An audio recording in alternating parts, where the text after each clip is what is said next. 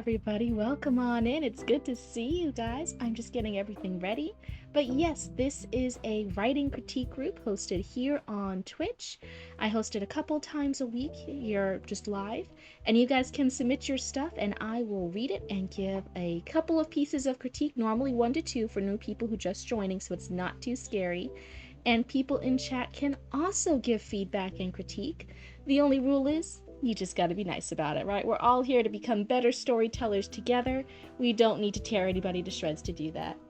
Yay! No, hi Chatty Batty. I was taking my few deep breaths before I hit the start streaming button. I was making sure everything was good.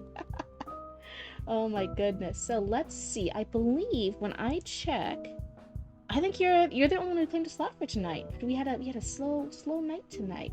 Let me go ahead and get everything loaded up for your story.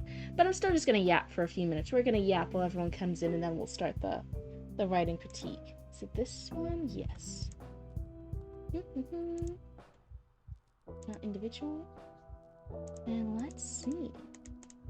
I'm excited. I think I'm gonna, like, right now it's kind of like the low period for a lot of writers and stuff. I think it's gonna pick up again around November for again National Novel Writing Month, the old NaNoWriMo days, that time of the year. And I'm really excited to potentially be doing a stream every day during that month. I really would like to keep up with that. Let me see. Let's see. It's a cyberpunk sci fantasy set in the same universe as Barry's story, just before. It's a prequel series. Cyberpunk. That's interesting. I got steampunk from Barry's story, and this is a prequel series, but it's cyberpunk now. That's interesting. So the other thing I mentioned, nice. I feel like my lo-fi is a little quiet today. How's it for everybody else? There we go. Does anyone else have a thing when you load up your VTube model in VTube Studio and like instantly your computer starts struggling? It was fine before, and then now it starts the struggle. It's like, please no, don't make me do this again. Oh no. Let's see. Oh, I forgot to write a message in Discord. Normally I write a little message in Discord. Stream starts now. There we go. That way people know. Hi, what? Let's see. So that's interesting. You went from cyberpunk then to steampunk. You're still outlining this, but this story is about how the Wyvern Corsairs fell. Drama boils down to a drumroll family drama. Okay. For anyone new here, I'm reading it in the little story submission form that he sent in. Each world in your story has a different theme. A lot are steampunk, but I threw in the occasional cyberpunk. That is possible. Like, I would say Final Fantasy. Final Fantasy does that. Arguably Kingdom Hearts does that, but Kingdom Hearts is also kind of Final Fantasy adjacent. Hi, Heidenheart. Oh, thank you. Thank you for the welcome back. You didn't know there was a stream today? Yeah, it's gonna be a short, it's a little mini stream today. Just a little short, nice little one. Get my toes back into the water. I'm feeling a little bit better today, so I wanted to have a nice little hangout sesh, yap with my raccoons again, read a little bit. Hi, Shadow Elf. It's good to see you. Y'all, it was it was such a long event. And I didn't realize something. About, whoa. Oh, you have amazing news? That's good. Go ahead, tell us your amazing news in chat, and then we'll celebrate. While you type that out, though, I'm gonna bitch for a bit. So, the next upcoming woes that I'm part of, which, for anyone new here, it's World Oddities Expo. We're vendors there. We sell our patches and our cool alternative clothing and the coasters and all the spooky, witchy stuff we have in our shop, right? And more stuff that's not in the Etsy shop. We have a lot of stuff for the booth. And the next ones we're doing, they're in Georgia. They're a little over a month away, maybe 1 or 2 months away. And we're doing 2 in Georgia. One of them in Georgia is during Dragon Con. It's the same same fucking weekend as Dragon Con, and I didn't realize that when I signed up for it a year ago, because you know you normally sign up for these things like a year in advance. I didn't know it was the same time as Dragon Con. I don't think any motherfuckers are gonna show up to World Oddities Expo, because if you're in Georgia during that weekend, you're obviously gonna go to Dragon Con. Oh my god. Guess who's an affiliate? Oh, Aaron, is that you? Huge congrats. Oh my goodness. Alright, this is so many good things here today. Let's see. Oh, Shadow wrote theirs. I have a new girlfriend. We had just got started dating officially today. Huge congrats. Huge congrats. Aaron's an affiliate. Shadow Alpha's got a girl. Got a girlfriend. Oh my goodness. Everyone's having such amazing real life stuff. I'll say I'm experimenting with first person with this too. Okay, so you're trying a new point of view. Got it. Congrats. DragonCon is gonna be packed like a motherfucker. Yeah, it's a huge thing. People travel all over the US for this. Some people travel out of the US for this. It's a huge thing. It's in Georgia, and this WoW I signed up for, it's the same weekend as it. Maddie's got a lady friend. Oh my goodness. Traffic is going to be a pain in the morning parts. Yeah, it's going to be... So, I will be...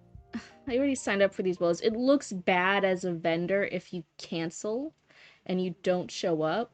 But low-key, I'm kind of over here, like, stressing and sweating a little bit. Like, oh god, the booth fee ain't cheaper. I still gotta travel out of state for it. It's in Georgia. I'm a Central Florida cryptid. So I'm looking over here. The booth fee is $450. It's gonna be, you know, over $100 in expenses for a hotel to be there. So we're looking at, and then you add in food and stuff. Even we bring our food, we bring as much food and stuff as we can, but it's still like a budget. You're still getting food and stuff and preparing to be there for this event. You're looking at 500 plus to vend here, to be at this event for a weekend and stuff. But Dragon Con's going on at the same time. Oh no. And then the one after that, it's the weekend after Dragon Con. So like everyone's already would have spent their money at Dragon Con. They're not going to have any money in their pockets left over after Dragon Con. You've been wanting to go for a couple of years, but I want to go in May? Oh, okay. Hi, Angelo.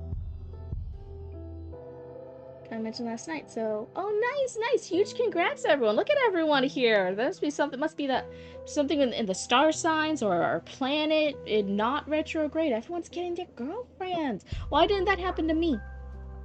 Why didn't that happen to me? I was at a spooky place filled with all the goth baddies. Why didn't I get a cool goth baddie girlfriend? I want to file a complaint with the universe management! Oh... Meet Elsa sweetheart. I've never been to a con. Oh, to any con? Not to an anime con or an oddities con or any sort of thing? Oh, wow.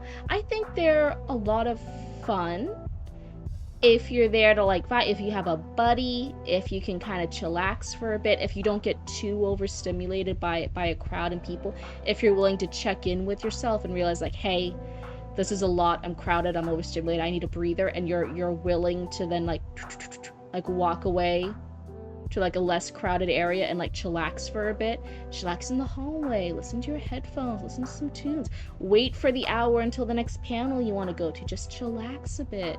As long as you can like check in with yourself and like manage up, it makes it a lot more enjoyable. Some people are like getting overstimulated, getting overcrowded, getting panicked, getting all this different stuff, but then they're like, no, but I'm here and it's only for this day and I have to go do the things and I have to get all the joy and entertainment.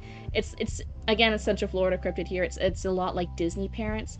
They're dragging their kids to get all of the money worth of Disney they can, and the little kid's tired. The little kid wants a nap. The little kid wants a break, wants to eat food, needs to have a snooze. Needs to sleep for an hour or two after some food in the kid's belly, and then the kid can go back to being happy about Disney. But some parents are like, no, we paid so much money for Disney, we have to go on as many rides as we can. We have to meet as many princesses as we can. We have to get as many photos as we can. We have to walk and see all the shops that we can. And it's just a miserable, the kids have a little meltdown. It's a horrible experience. So you have to check in with yourself a little bit too. A con can be a lot of fun, but you gotta realize when your inner little child's like, I need a nap. I need food. I need to chillax for a bit. I need to sit in a hallway with my headphones and not talk to anybody for 20 minutes. If you can do that, a con's great. A con's great. Let's see.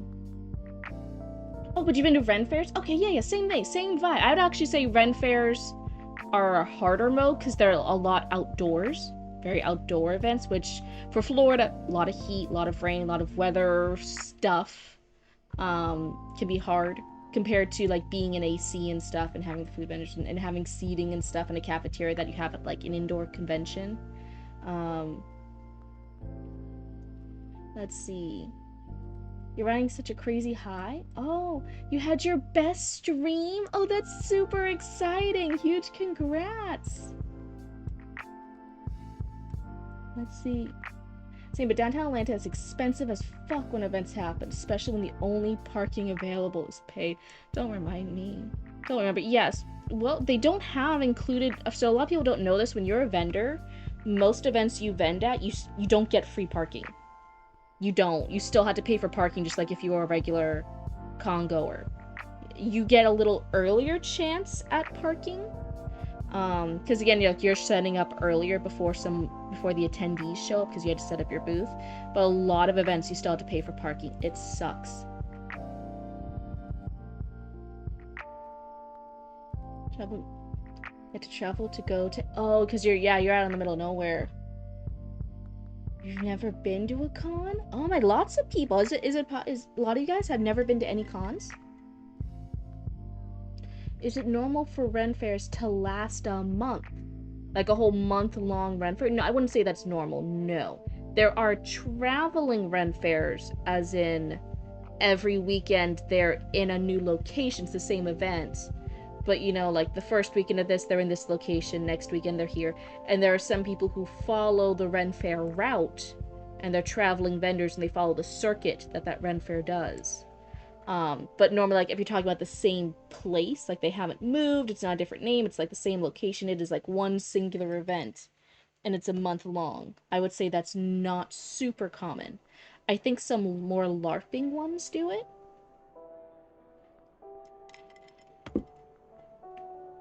But normally, like, a Ren fair is, like, 1 to 2 weekends, normally. Yours in Georgia lasts from late March to about mid-May. Which one is it? If it's a really, really huge one, if it's a huge one, then they can justify it. I'm a Viking! From a LARPer. Yeah. Let me see here. I'm checking out I should, let me post it up. That way you guys can, take a look-see at it rather than my weave screen. But if you guys want to know what I also use the weave screen when I'm not streaming. I just type in some stuff. Like, I have a little bit of my script for the next video. That's a little spoiler right there. That's gonna be a video coming out soon. I'm excited. Let's see. There is Chatty Matties. Let me put the name of our amazing writer here.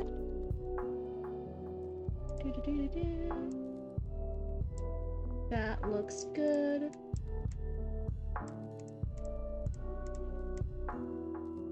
There. You think it's huge? Oh. Your brother lives a few hours away. Oh man, I can never be in a long distance relationship. I know it works for so many people. It's just me personally, like what I know I'm good at and what I'm okay with for as far as like relationships like that. I could never do it. I could never do it. If we're being that far apart and it's for like longer, if it's not like a short term thing, like a vacation, or they're going out to visit family, or there's like an emergency or something, like it's a work thing, we're just gonna be separated for like a month or so. If it's like a prolonged thing and it's like long distance, I'm not built for that. I'm not built for it. I know a lot of people, they're fine with it. It's just a personal thing. You gotta check in with yourself and see if it's something you're okay with.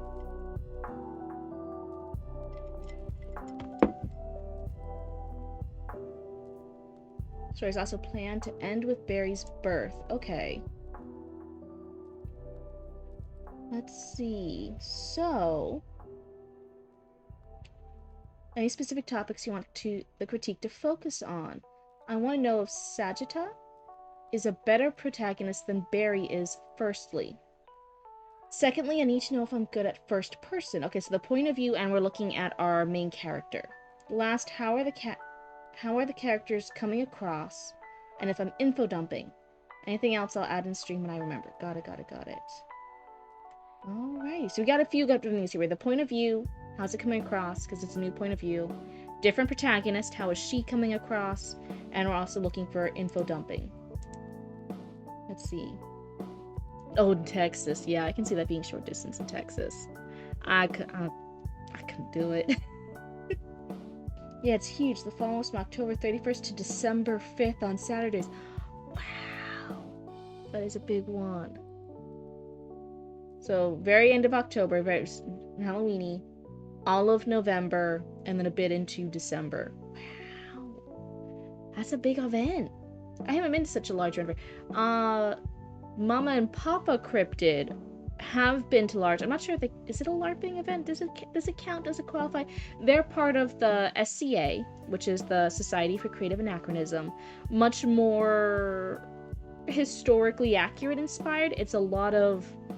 It's the nerds who like historical accuracy. These are people who are looking up how did they dye their cloth. These are the people who are looking up how did you make the arrows. So Papa Cryptid is an archer in that group, and the Mama Cryptid is a seamstress and scroll maker, also an archer, and a bead worker, because then she makes the glass bead. She does a lot of historically she'll make the glass bead forges, the forges historically accurately, so people can have a forge at these events to learn how to melt glass and make beads in a medieval accurate way.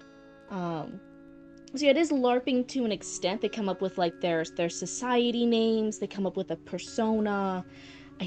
They always make fun of me because my area of expertise for sewing is more 18th century, and that's too late period to be part of the SCA.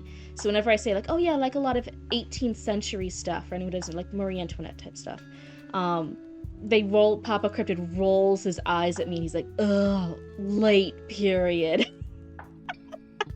18th century. Whoever wants to dress like that? That's so lame. You could have at least been, and I'll insert some other time period and region stuff. You could have at least been from this time period. They're cool. I get fucking bullied by them. You love 18th century clothes? Please, I don't love anyone enough to make anyone else hand sewn 18th century clothes. I love nobody enough to do that. You know what guy that got his front teeth knocked out in the SC? That sounds about right. That sounds right. They also beat the crap out of each other. But yeah, there's martial Papa Cryptid's more archery, so they don't do as much heavy combat. It's heavy combat. I think there's light combat, and then there's thrown weapons, which I think technically archery is part of thrown weapons, as in it's like distance stuff. It's throwing axes, it's archery, it's crossbow. There's some that count as like throwing weapons. There's like different classifications they do. You would love to go there. You should check it out. It's a worldwide organization. It's literally a global organization. So you can check it out. You can check out a SCA if there's one near you. It's a really fun thing. This generation alpha to go full 18th century.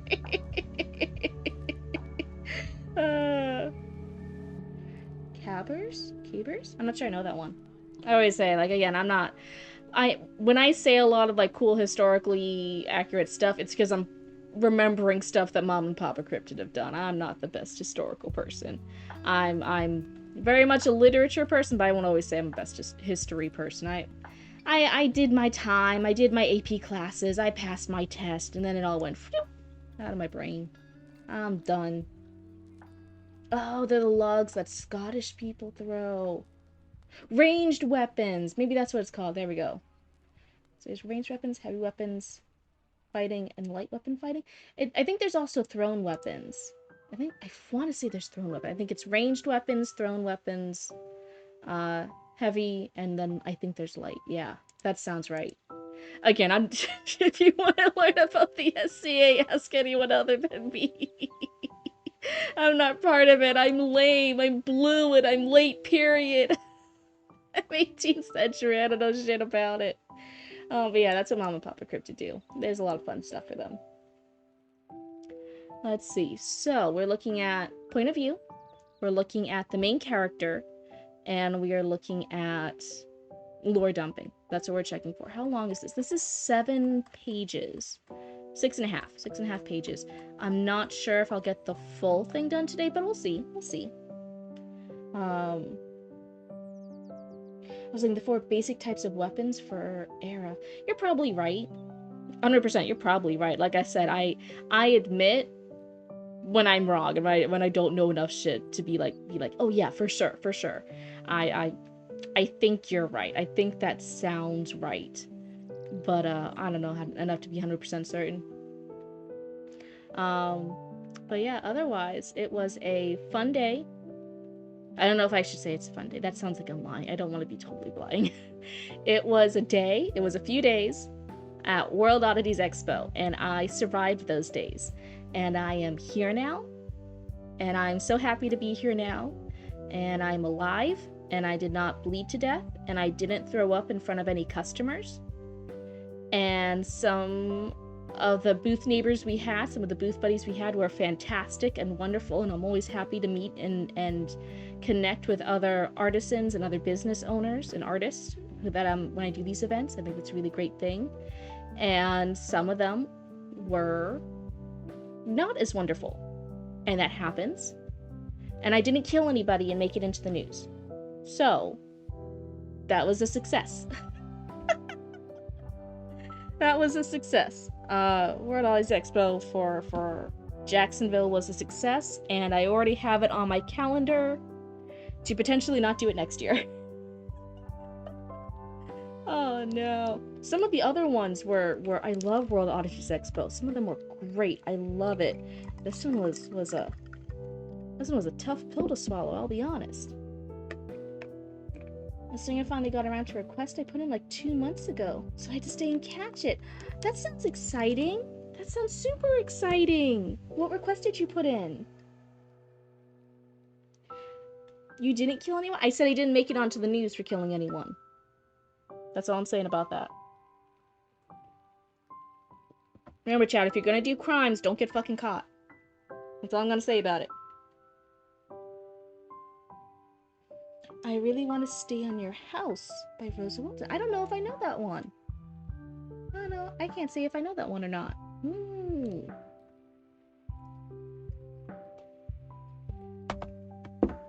Chapter 1, Princess Pleiades, Fafnir's Bane. So this is part of the Princess Pleiades part of your storyline, which, you know, Princess Pleiades was the arc and storyline before everything with Barry, and the maiden voyage. Hi Mash, it's good to see you. How you doing? Everything's illegal when the cops aren't around. Grunkle Stan was a real one. Grunkle Stan was a real one. So you're Wednesday Addams? I love Wednesday Addams. I loved her so much when I was a kid. I dressed up as her when I was a child for Halloween one year, and I was devastated. I was devastated because everyone, even the old ladies who like grew up on the Addams Family, they should have known. They should have known. There's no excuse for the little old ladies who handed me candy and didn't recognize me, because I was a perfect Wednesday Addams. I was 100%. You look at Wednesday Addams, you look at me. It was 100% accurate. And they thought I was a pilgrim. So many people thought I was a pilgrim. So many people thought I was a pilgrim. It was so unfair. It was so unfair. I didn't know enough on how to like lose it and burn a house down at that age. But if I had, I would have absolutely burned someone's house down at that age. I was losing it. My parents were even really devastated because they had like practiced with me and worked with me, and like I had practiced in front of the mirror to like do a really good Wednesday Addams like face. I wanted to like look at like her. I wanted to like act like her. So it was like my like the only time I was really interested in acting. I wanted to act like Wednesday Addams for Halloween that year when I was dressed up as her, and we had my hair. I had dyed my hair and everything. I was still in elementary school. I looked like Wednesday Addams. Everyone thought I was a pilgrim. They all thought it was a lame costume, because why do you want to dress like something boring like a pilgrim? I'm like, shut up. Oh my god. You have to catch something on fire for accuracy. Anti-cryptid, I know how to burn. Oh, Mash said not to say that in public. You know how to burn stuff. I had to, now I'm an adult. Now I know how to do things. Now, baby raccoon, when you're an adult raccoon, me and Nash will teach you. We'll teach you, don't you worry. I think Hide and Heart can teach you too. There's a few of us here, we can teach you, but you gotta be an adult raccoon first. Oh no. Is being read tonight or not, but I still went ahead and posted in the Discord. Oh, thank you, Ari. I'm not sure if I'm gonna read it or not tonight, because again, it's a short stream. Metal people already come in, they didn't even know there was gonna be a stream today, so I'm not sure if I should do it today or if I should wait till a more planned out one that people are expecting, and that way then they show up and they can hear Raccoon Channel 6 news. I think that would be, that might be good. Oh, hey, thank you so much for the follow, and I hope you like hanging out with the Cryptid Cult. Just a side story in Raccoon 6 of Baby Raccoon going on an arson rampage. He is the only one that has a kill count for an entire Civil War arc.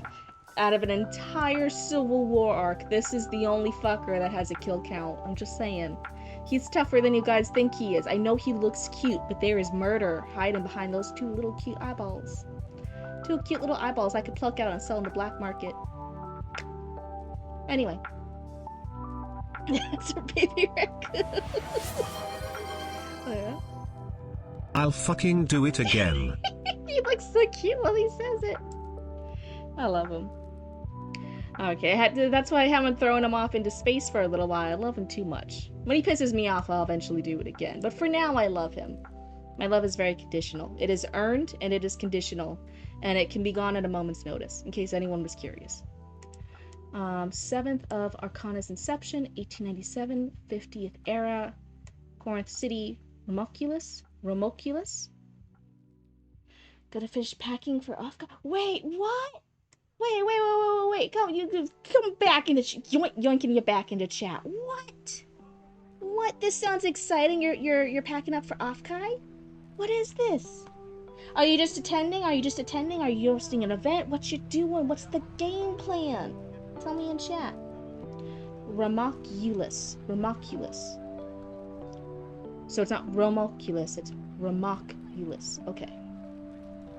What's this thing? I've heard of Offkai. I've heard of it. I don't think I've been to that one. I'm looking it up now.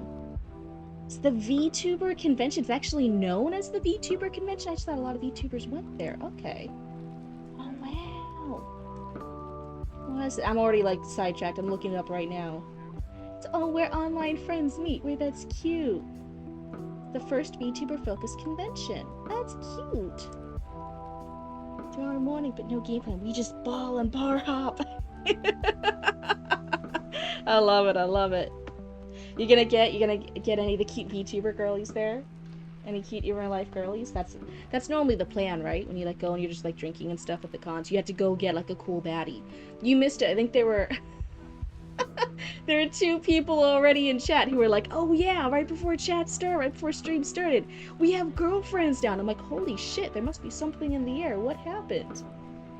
Oh wait, you don't want the crazy cute VTuber girlies? Never mind. Get out of here. Never mind. I'll get the vibes.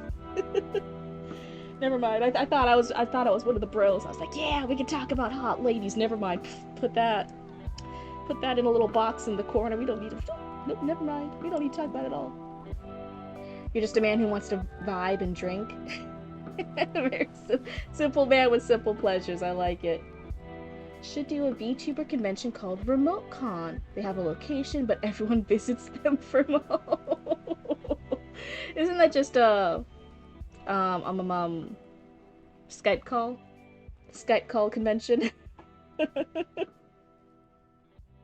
Well, if the opportunity arises, who am I to say no? Right? Low key, everyone here in chat being like, oh yeah, I have a girlfriend now and I just came back from a convention center of cool goth baddies. And I didn't get a cool goth baddie. And I'm like, wait, nobody told me getting a girlfriend was in the air right now. If I had known, I would have put some more effort. I want to put some more effort into getting a cool goth baddie. Some sort of Zoom meeting hive. Isn't there like an issue though with having like those giant Zoom meeting conference thingamajigs of like some bad actors will get in and be like bad on the Zoom calls? Who remembers Uvu? I don't think I know that one. Kids use Zoom and Discord now.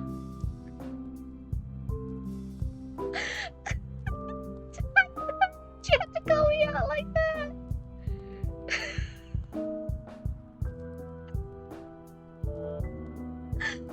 I had to do my little fucking walk of shame now that Hideheart comes in here. It's like, Cryptid, Cryptid, you're fucking old.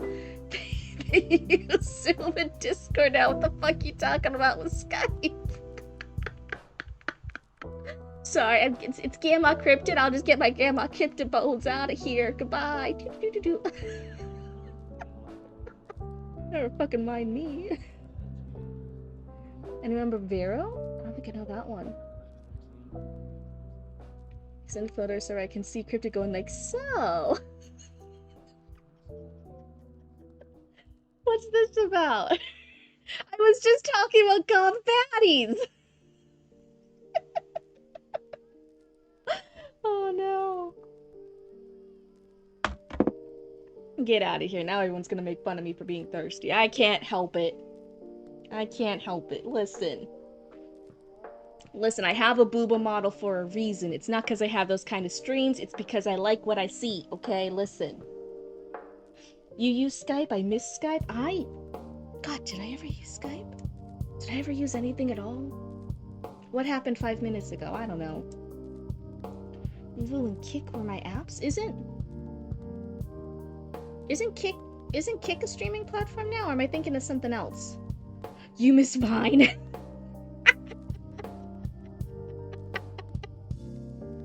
I forgot you were old enough to know what Vine was.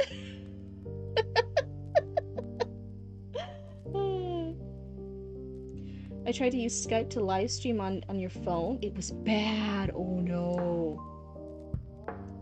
We thirst by choice, not by destiny. Oh no. You miss MySpace? Oh man. I just felt fancy when I was a kid and one of my friends made me get Tumblr. I had...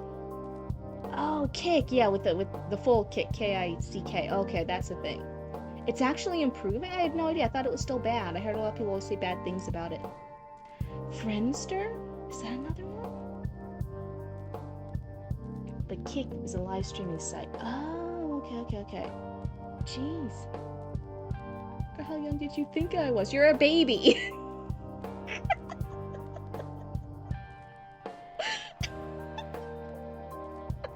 Vine's ancient. It's for ye old people. You're becoming a VTuber? That's exciting. Maybe one day we'll actually be cool VTubers and we'll do something fun. We'll go to Offkai. They fixed the gambling issue, and now they pay better than Twitch for now. Yeah, normally when they're trying to get people in, they'll have those really nice returns. Like, yeah, come on over to our site. Go.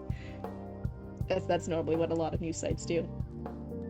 It's definitely better than it was. Oh, wow. Who knew? I'm always late onto this kind of stuff. I actually had no idea what even Streamer University was until, like, yesterday. And that's, like, a whole entire thing. I'm catching up on all the... You heard the split is better on Kick, but to you, the UI isn't appealing to me. Oh. Well, user interfaces are always confusing to me, because I'm not the best at technology, so it's kind of like... It's just a different ring of hell, you know? Does it really make a difference? You're already in hell. It's like complaining about the wallpaper on which ring of hell you're on. It's like, buddy, I don't know how to tell you this. You're in hell. Streaming University is the dumbest thing I've ever seen. It's proof idiocracy is becoming our reality. I saw a lot of dumb shit with it. Which I think happens when you get, like, a lot of random dumbass, fuck-ass people around. They're just gonna feed off each other. But I was watching some of, like, the lessons and stuff, and some of the lessons when people are actually, like, paying attention, I was like, oh, this is pretty neat. I'm glad that they're, like, teaching stuff, like, especially for, like, people who have lost a lot of social connections, teaching things like how to network. How do you network with people without being a leech and without being a jackass about it? How do you do this? How do you form a business strategy? Because content creation is a business if you're doing this professionally. If you want this to be your livelihood, if you want this to be your job, then it is a job. How do you do a business plan? Things like reminders like, hey, you can fuck up if you don't treat this like a business. Remember to do your taxes. Because this is your job now. You gotta pay taxes on it. Auntie Cryptid. Mash said you were thirsty. I have a lot of water you can drink.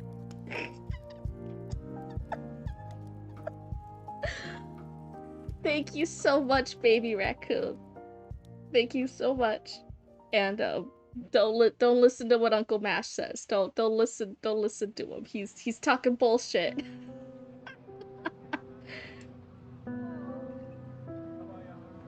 I'm loosely part of a streamer school channel community. Oh wow, that sounds neat. It's been on for maybe 10 years, I think. That's super cool.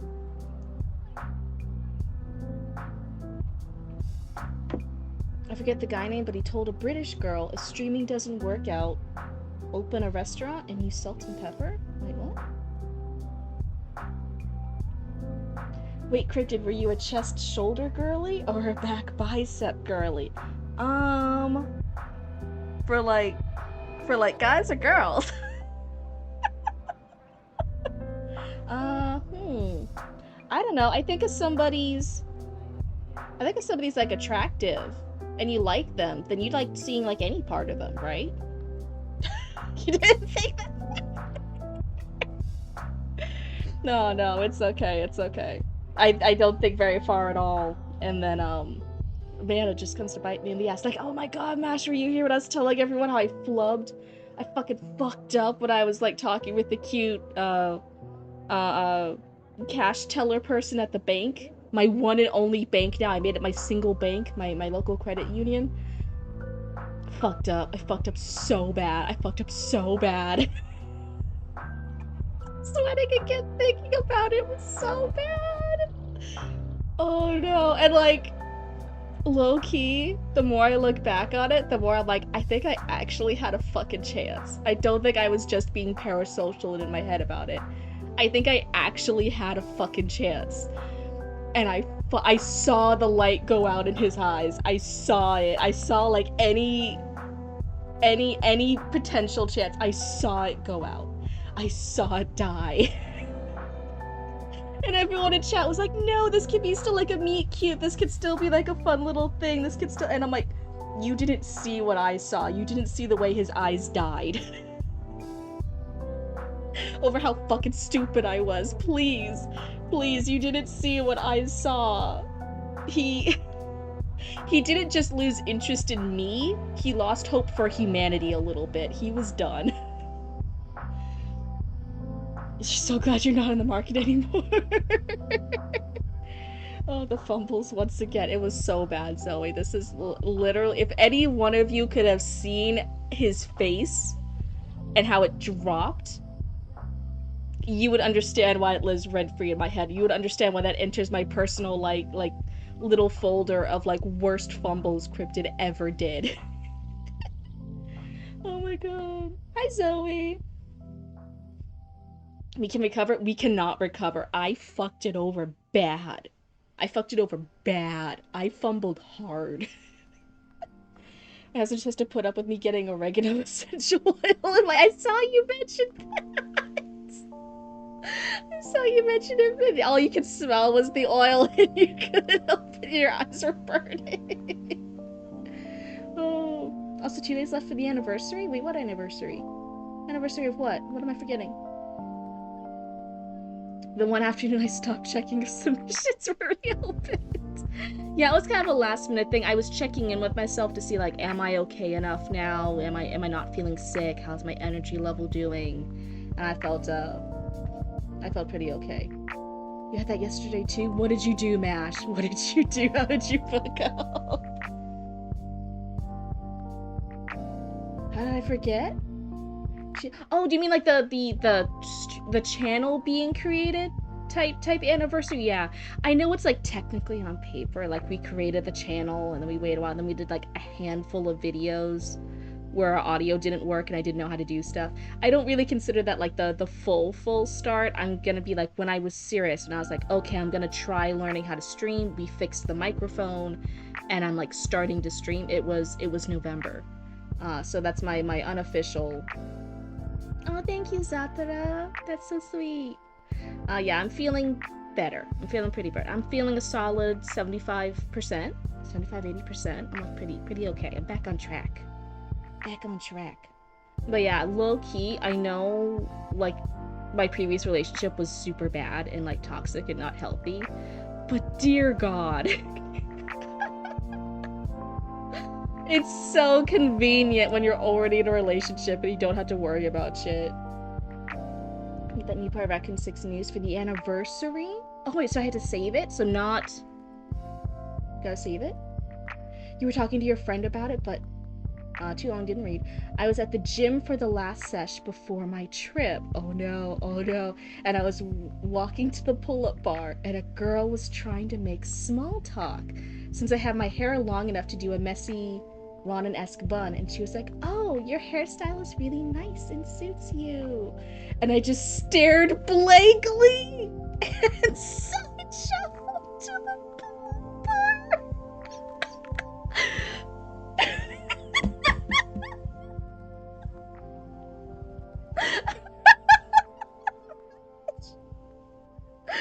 Mash, that's not even like a fumble. That's a complete stonewall. That's a complete block. That's a complete shutdown.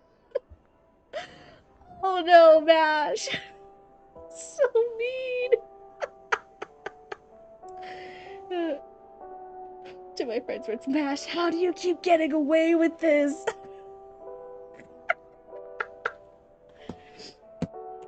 Oh no. Oh no. Oh, thanks, Chalian. Yeah, you lost an opportunity, buddy. 100%. Sorry, I had to mute real quick because I coughed. The poor woman. Oh no. So brutal. Such a block. Such a shutdown. Not even gonna dignify you with a response. Why are you talking to me? Awkward shuffle away.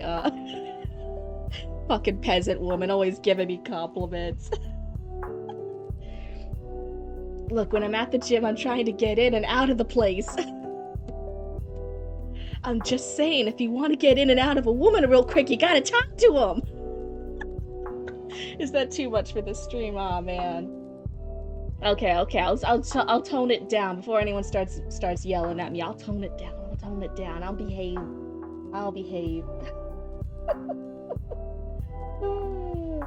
Look, I picked up a guy after he walked in. I'm puking my guts out in a bathroom at a party.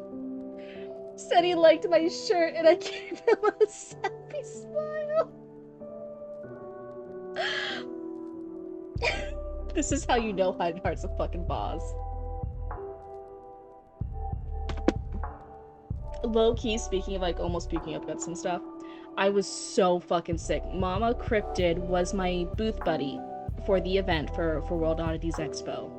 So I'd been there, because Mama and Papa had the bigger car, so they can fit all the fucking shit we have for our booth, like our multiple patch walls, all the tables, all the shit. They can fit all of the stuff to physically go and do these events. So Mama Cryptid was my booth buddy, so that way I could mostly host it and sell stuff and do all the different stuff that running a booth is. And then she could watch it if I had to like go to the bathroom or something, right?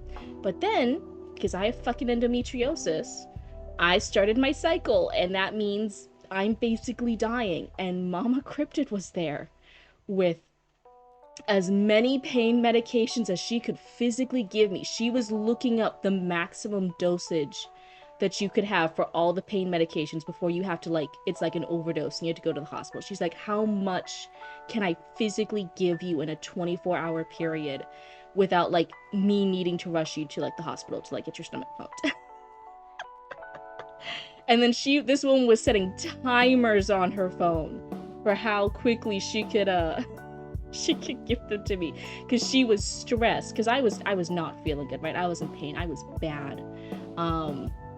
And she and like the literal thought was like, maybe I could crawl underneath the table and Mama Cryptid could run the booth. And Mama Cryptid was looking at me like, child, don't you dare leave me to run this booth solo. I will give you more pain meds. You ain't overdosing yet. You are gonna run this booth. Do not ask me to run this booth and do customer service stuff. I don't want to. So she was propping me up there. Oh my goodness. Oh, hi, welcome on in, Raiders. Let's see. Hello, welcome on in. Welcome, Raiders. I completely misspelled welcome, my bad, especially for reading a writing stream. Oopsie. Hello, welcome on in. Were you guys doing anything fun? Hi, Aaron, thanks for the raid. Is it so cool to be like a big kid now, be a big kid streamer? Thank you so much. Wait, no, you can't say you're here to hunt for Zoe. Zoe's already paranoid enough about cryptid hunters. Zoe doesn't mean it. They don't mean it. Equal parts ibuprofen and acetaminophen. Have you tried that? Hard on the liver, but saved me when I had an abscess tooth. It was so many things. It was so many things. I can honestly say I do not know how many medications I was on. I can honestly say that. I'll let you go because we're your friends. Aw, see Zoe, it's fine. It's all good. So, I feel so good now. I got the yapping out of my system. Thank you guys for yapping and dealing with my bullshit. That was my sippy. Are we all here to actually start a writing critique group now? Thank you guys for the yap. Thank you guys for putting up with my bullshit. But I've missed streaming the last 2 days. I wanted to yap with you guys. I wanted to talk and catch up on stuff and hear all the cool things you guys are doing, like getting girlfriends and stuff. Alright, you're still here. Perfect. So this starts. My name is Sakata Sansuna, and I'd learned a long time ago that beautiful things could still be cruel. So is this supposed to be like a diary entry? Is it supposed to be like her speaking to her diary? I stared up at Romoculus's bluish sky. I know that's not how you say it, but bear with me. It's fine. It's fantasy. We're gonna say things wrong.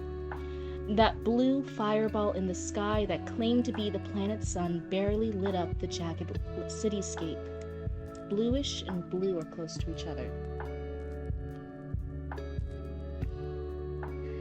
You ain't leaving me here in the booth. They say they feed you pain meds. It was on a timer. She was like, I'm not doing this solo. You did not bring me up here with you. I was here for, like, if you needed to go to the bathroom.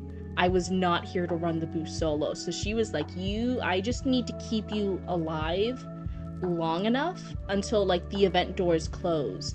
And then you can die under the table. But you're not leaving me in charge here. You know what's crazy is that I brought Maddie to the stream. Oh my goodness. No, it's all good. You brought another friend? I'm here? Hi. I saw them earlier. They said hi too. Thank you guys so much for hanging out with us. Yeah, this is, for anyone new here, for any of the new raiders, this is a critique stream that is very ADHD friendly, because Lord knows I can't control myself, especially when the start streaming button goes. But you guys submit your pieces. I will read a bit of it, and I will give, for new people, 1 to 2 pieces of critique. If you submit more frequently and we're kind of okay and we have that rapport, I sometimes give a bit more critiques. You guys in chat can also give critiques and ask questions and give feedback. The only rule is you just gotta be nice about it, right? We don't want any assholes here. No one gets better by being an asshole or dealing with a bunch of jerks. But we are all storytellers, or in whatever medium that we do, whether that's comics or scripts or novels or whatever the thing is. And we all want to become better at our storytelling craft. And that needs critique. That needs actionable feedback and pointing out areas where we can improve or where things aren't quite landing so we can get better at that craft. So let's see here. You're gonna be a bit of an asshole. Oh no. Yeah, you go finish up packing, but thank you for yapping with me for a bit, Mash. And hey, I hope you have so much fun at the con. That sounds great. What are those?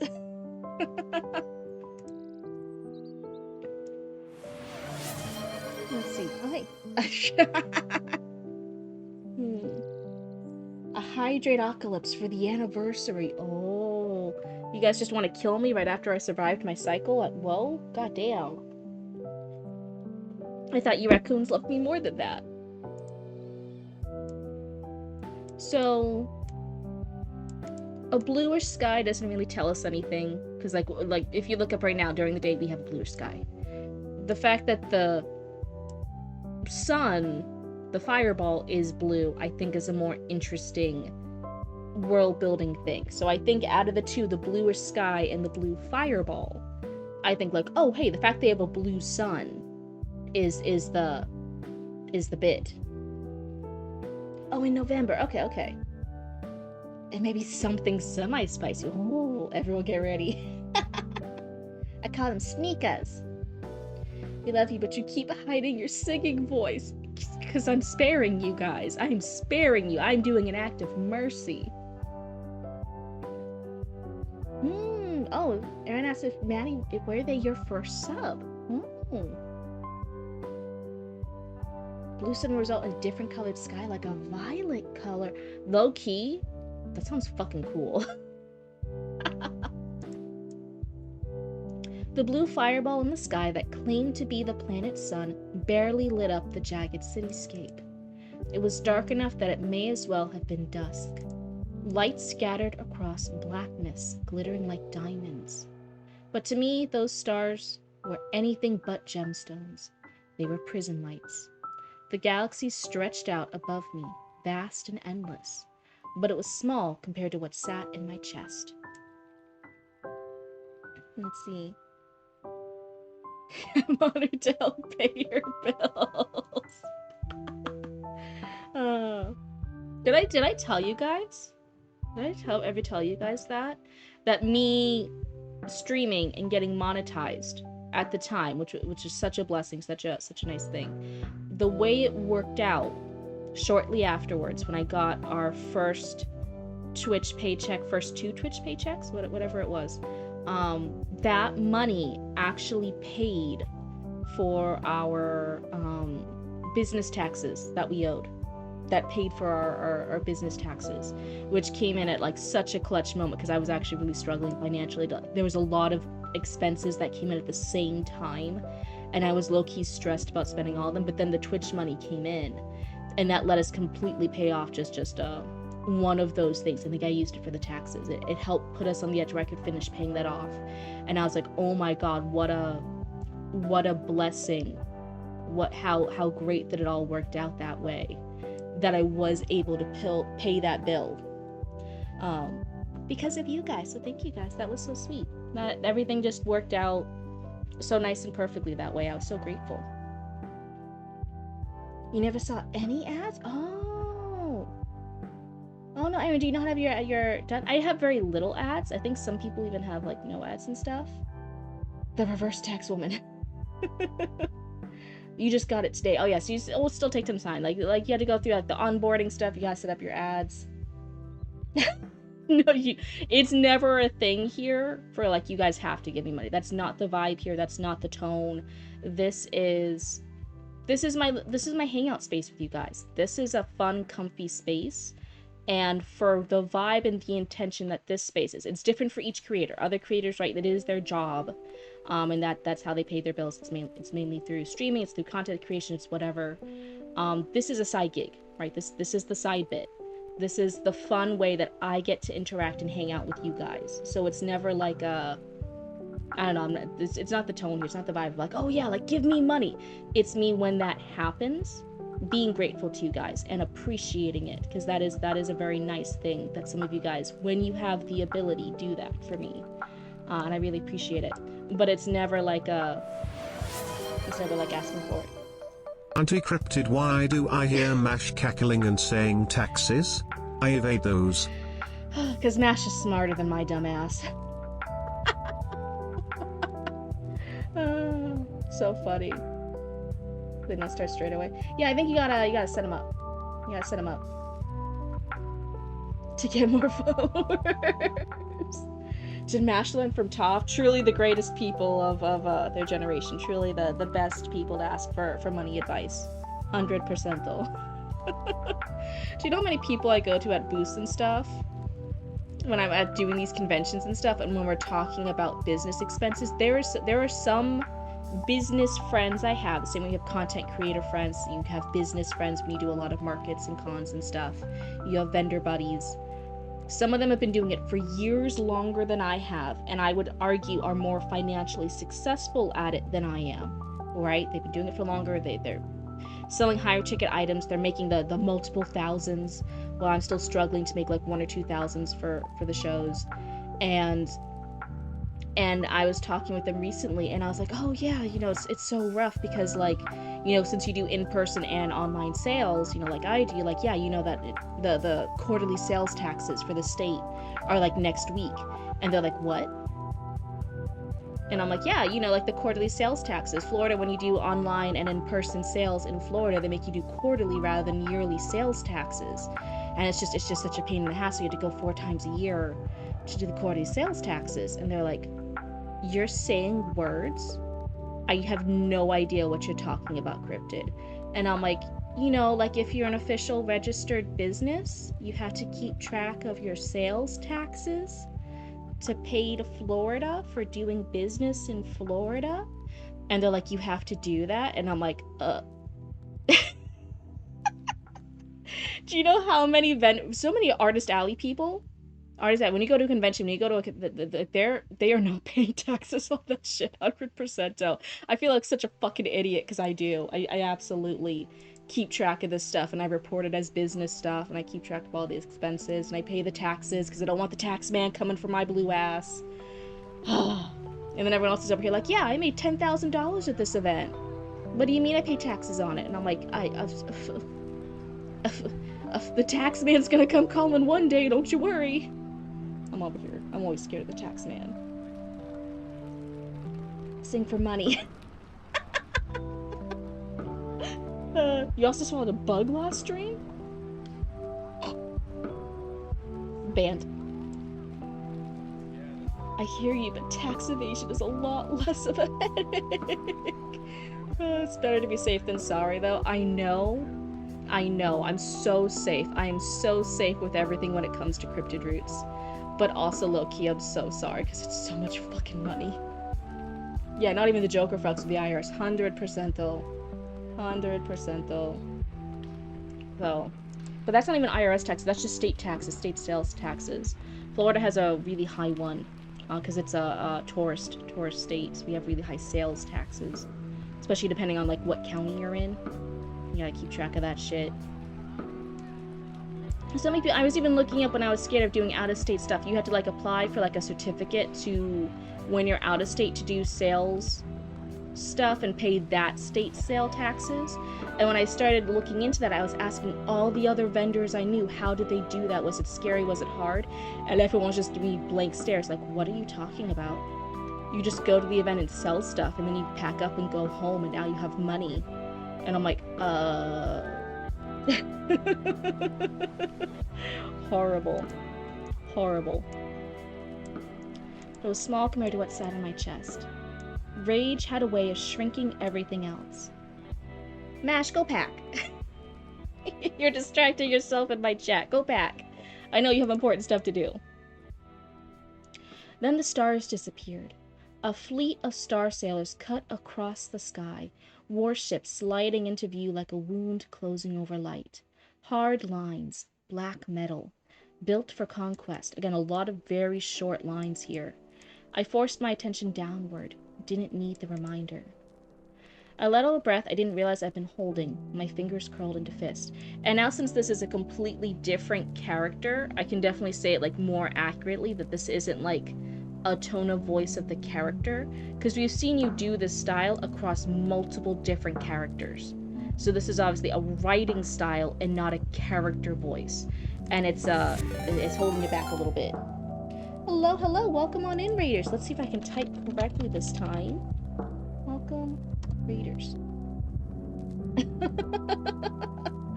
Oh my goodness. Hello and welcome on in, Raiders. This is a writing critique stream. I have my little followers here. They actually submit their writing. I read a little bit of it, and then I will give 1 or 2 pieces of critique for newcomers. If they submitted multiple times, like this current person Chatty Maddie has, there will be a couple more critiques. You guys can also give critiques and ask questions and give feedback. The only rule about it is you just have to be nice. We are a nice stream over here. We are helping each other become better writers and storytellers. You don't need to be assholes to do that. But otherwise, hello, hello. Let's see. Shadow Rose Oracle. Am I reading that all right? I'm dyslexic. I like that. I like that username. Oh, thank you. Yeah, this is the Suika model, but I made her blue. I think it suits me so well. Using the shorter sentences more intentionally, but I agree. Okay. So then for this character, it feels intentional. You think this is going to be this character's voice, but for the others, you might cut back on it a bit. Free to call you Shadow. You use the Prism model. Ooh, I had to go look. Let me look it up. Let's see. Prism. I love it. Oh, wait, this already looks cool. I'm so grateful that there are so many amazing artists who do and have made available a customizable model. It's such a nicer, less scary entry into VTuber and PNG culture for streaming and content creation. Because I genuinely, I was so scared. I didn't do a lot of content creation for Cryptid Roots because I didn't like seeing my face. I didn't like being part of that, and it was really hard to keep coming up with things as like a faceless content creator. I liked being expressive. I like moving around. A VTuber model was a great step in that direction for me. My model always has her makeup on. Her hair always looks good.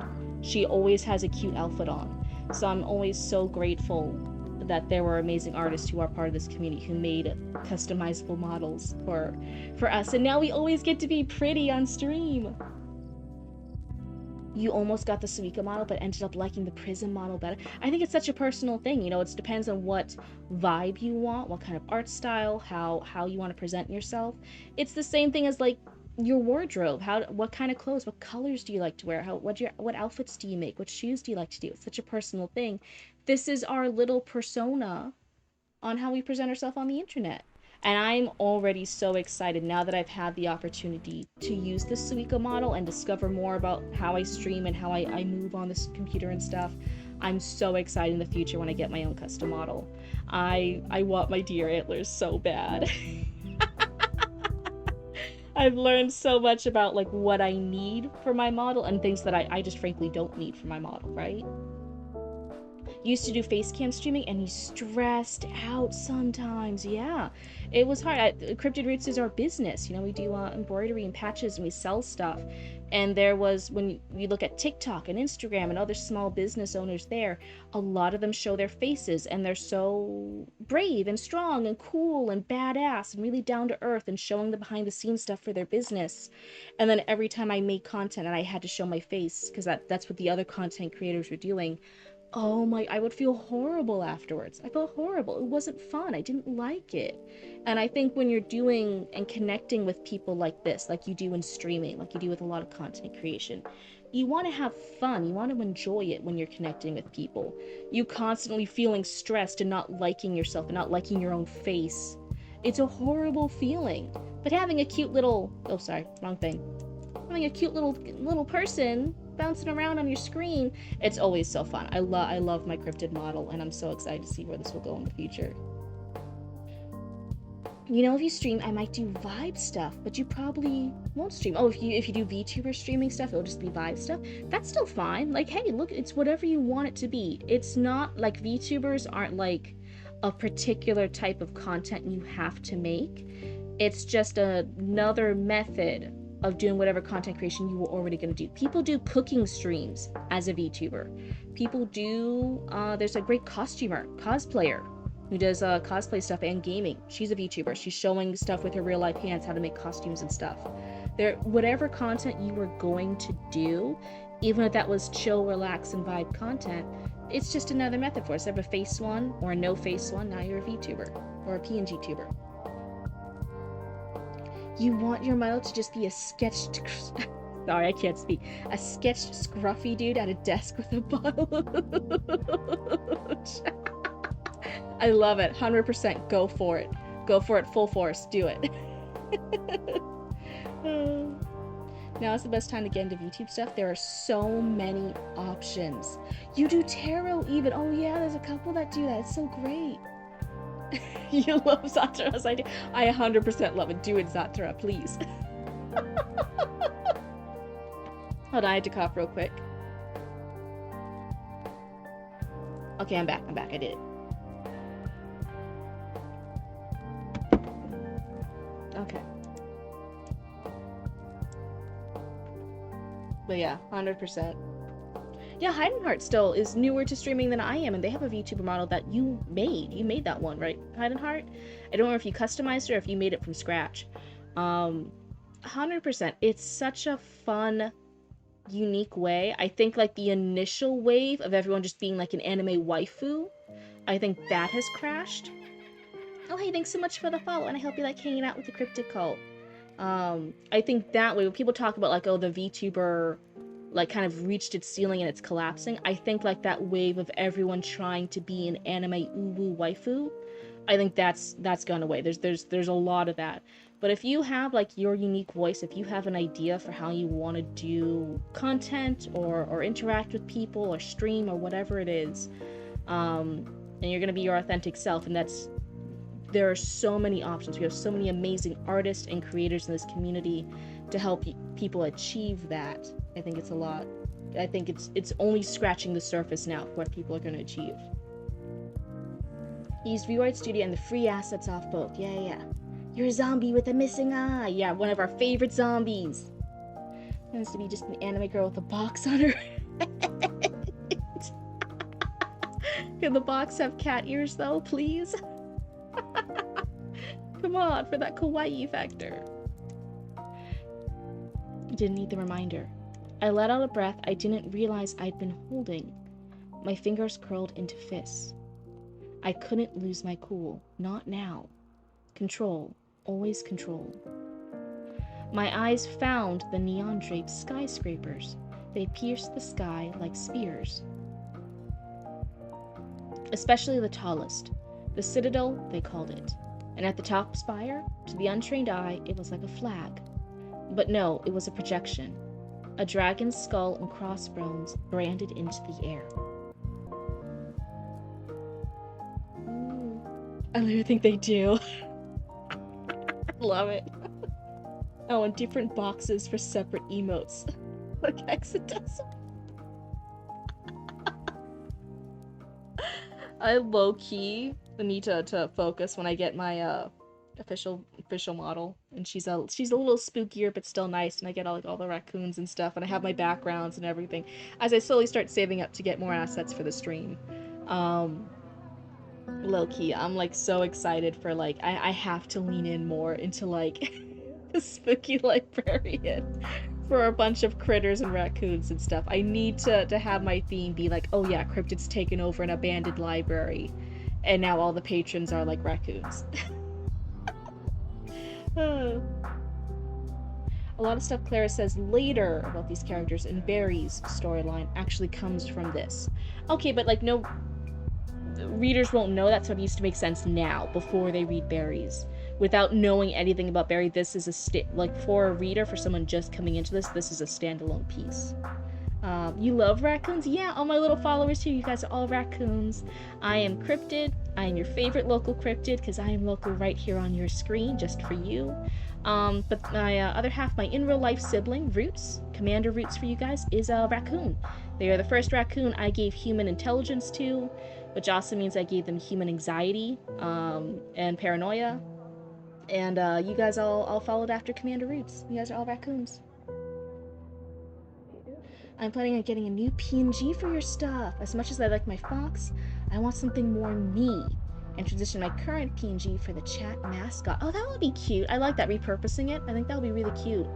Yeah, definitely, I think it's okay to start like this. I love my model now, but now that I've been with her for a while, I realize stuff like that I want to change. That will make it feel more me, like you're saying. Sometimes you have to live with a little model or for a PNG too, like whatever it is for a while and see how it fits. And sometimes things don't always fit. Sometimes you have to scrap it entirely, and other things you have to adjust. Like I know for a fact my biggest thing is I don't like my demon horns. I need my deer antlers. I need my deer antlers on my model. I want it so bad. And then the other thing is the outfit, right? The outfit never fully fit my image for Cryptid. I also really want glowing eyes. There's sometimes that effect when I move onto a white background, like you can kind of see it here as I move back and on and off the page. But I really want glowing yellow eyes. I think it would just be so spooky. Oh my goodness. Where can I submit mine to read for next time? Yeah, it's in the Discord. If you do, here, I'll even pull it up for you. If you do ! Discord. Yeah, there it is. And then you just read the rules. There's not a lot of rules, but hey, it's just a nice little thing to keep the stream and everything working through. And story submission section of Discord, you'll see the link. You'll fill out the Google form. And then in the future, then you'll keep an eye out for when I stream. I stream every other day as long as I'm not sick. And then you can just claim a time slot. Nice and easy. Yellow eyes on characters just hit differently.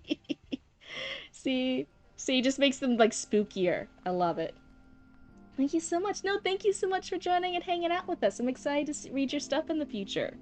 I know right now this is not a great example. Like I said, this is my coming back. I was off for a few days for WoW, so this is a lot of yapping. This is a lot of like hanging out and yapping and ADHD-ness. But overall, normally I'm more focused. Oh my goodness. Dragon skull and crossbones branded into the air. Everyone in the galaxy knew that insignia. No one hated it more than me. The emblem of the Wyvern Corsairs? Is that how you say it? I forced my eyes down further, down to the cup of mead at my table. The mead's clear surface stared back at me. Calm, too calm. I could see every detail of my face. I hated how Corinth's neon lights washed over my body. My yellow eyes, my gray skin, my pointed ears. Even my red hair, which I tipped yellow. My adjusted bomber jacket, stiff, worn.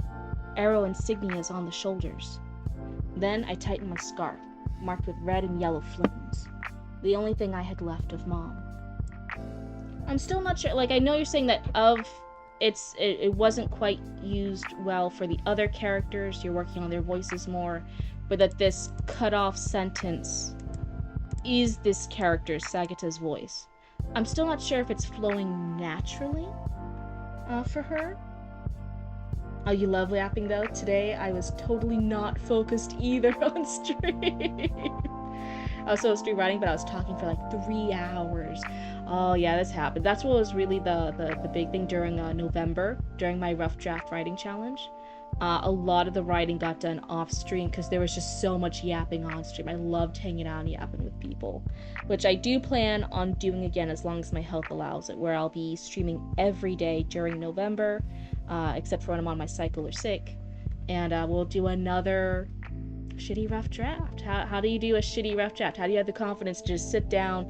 It's not good, but you just keep powering it through. Just get the ideas onto the page. You can fix it later. Here's how to write a shitty rough draft. And I know you can do it because I'm doing it, right? That was the vibe for November, and it was really, really fun. I really liked it.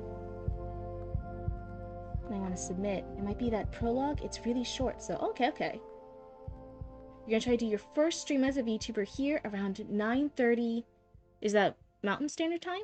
I don't sure. Ooh, but that's exciting.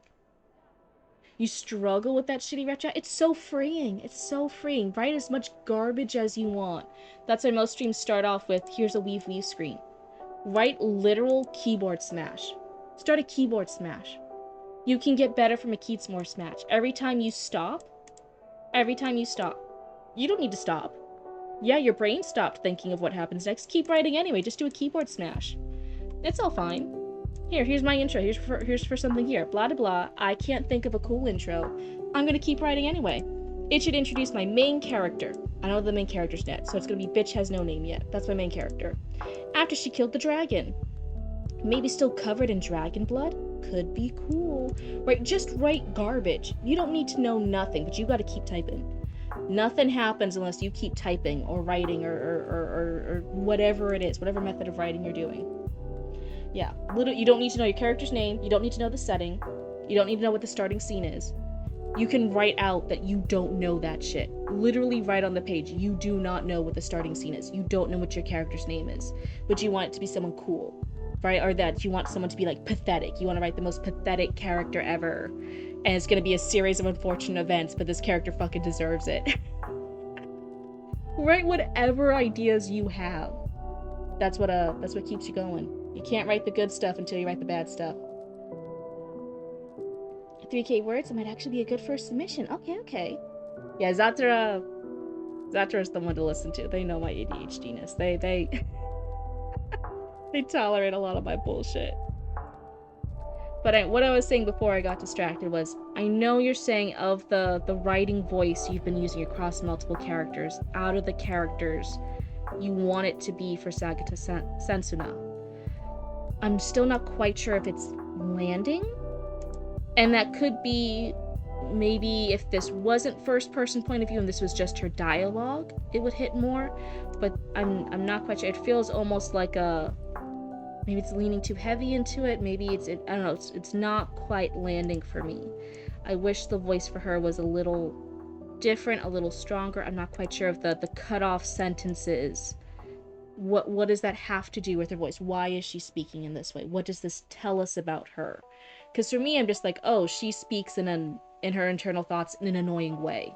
She just keeps having a lot of incomplete short sentences, right? It doesn't really tell me too much about her. I could see it if she was blunt, if she was straightforward, then I could see that as a personality trait, for she has very short, blunt, to the point sentences. But actually none of them really are. None of this is blunt and straight to the point. It's all very almost poetic and purple prosy, very, very artsy, but with these short cut off sentences, and it's like this juxtaposition that's not quite telling me what to feel for this character. Oh, Zatara actually told you to rate me. Oh, thank you, Zatara. The fact that other people like talk about me, I'm still getting used to. I'm like, what do you mean? I'm being perceived and remembered off stream. Oh.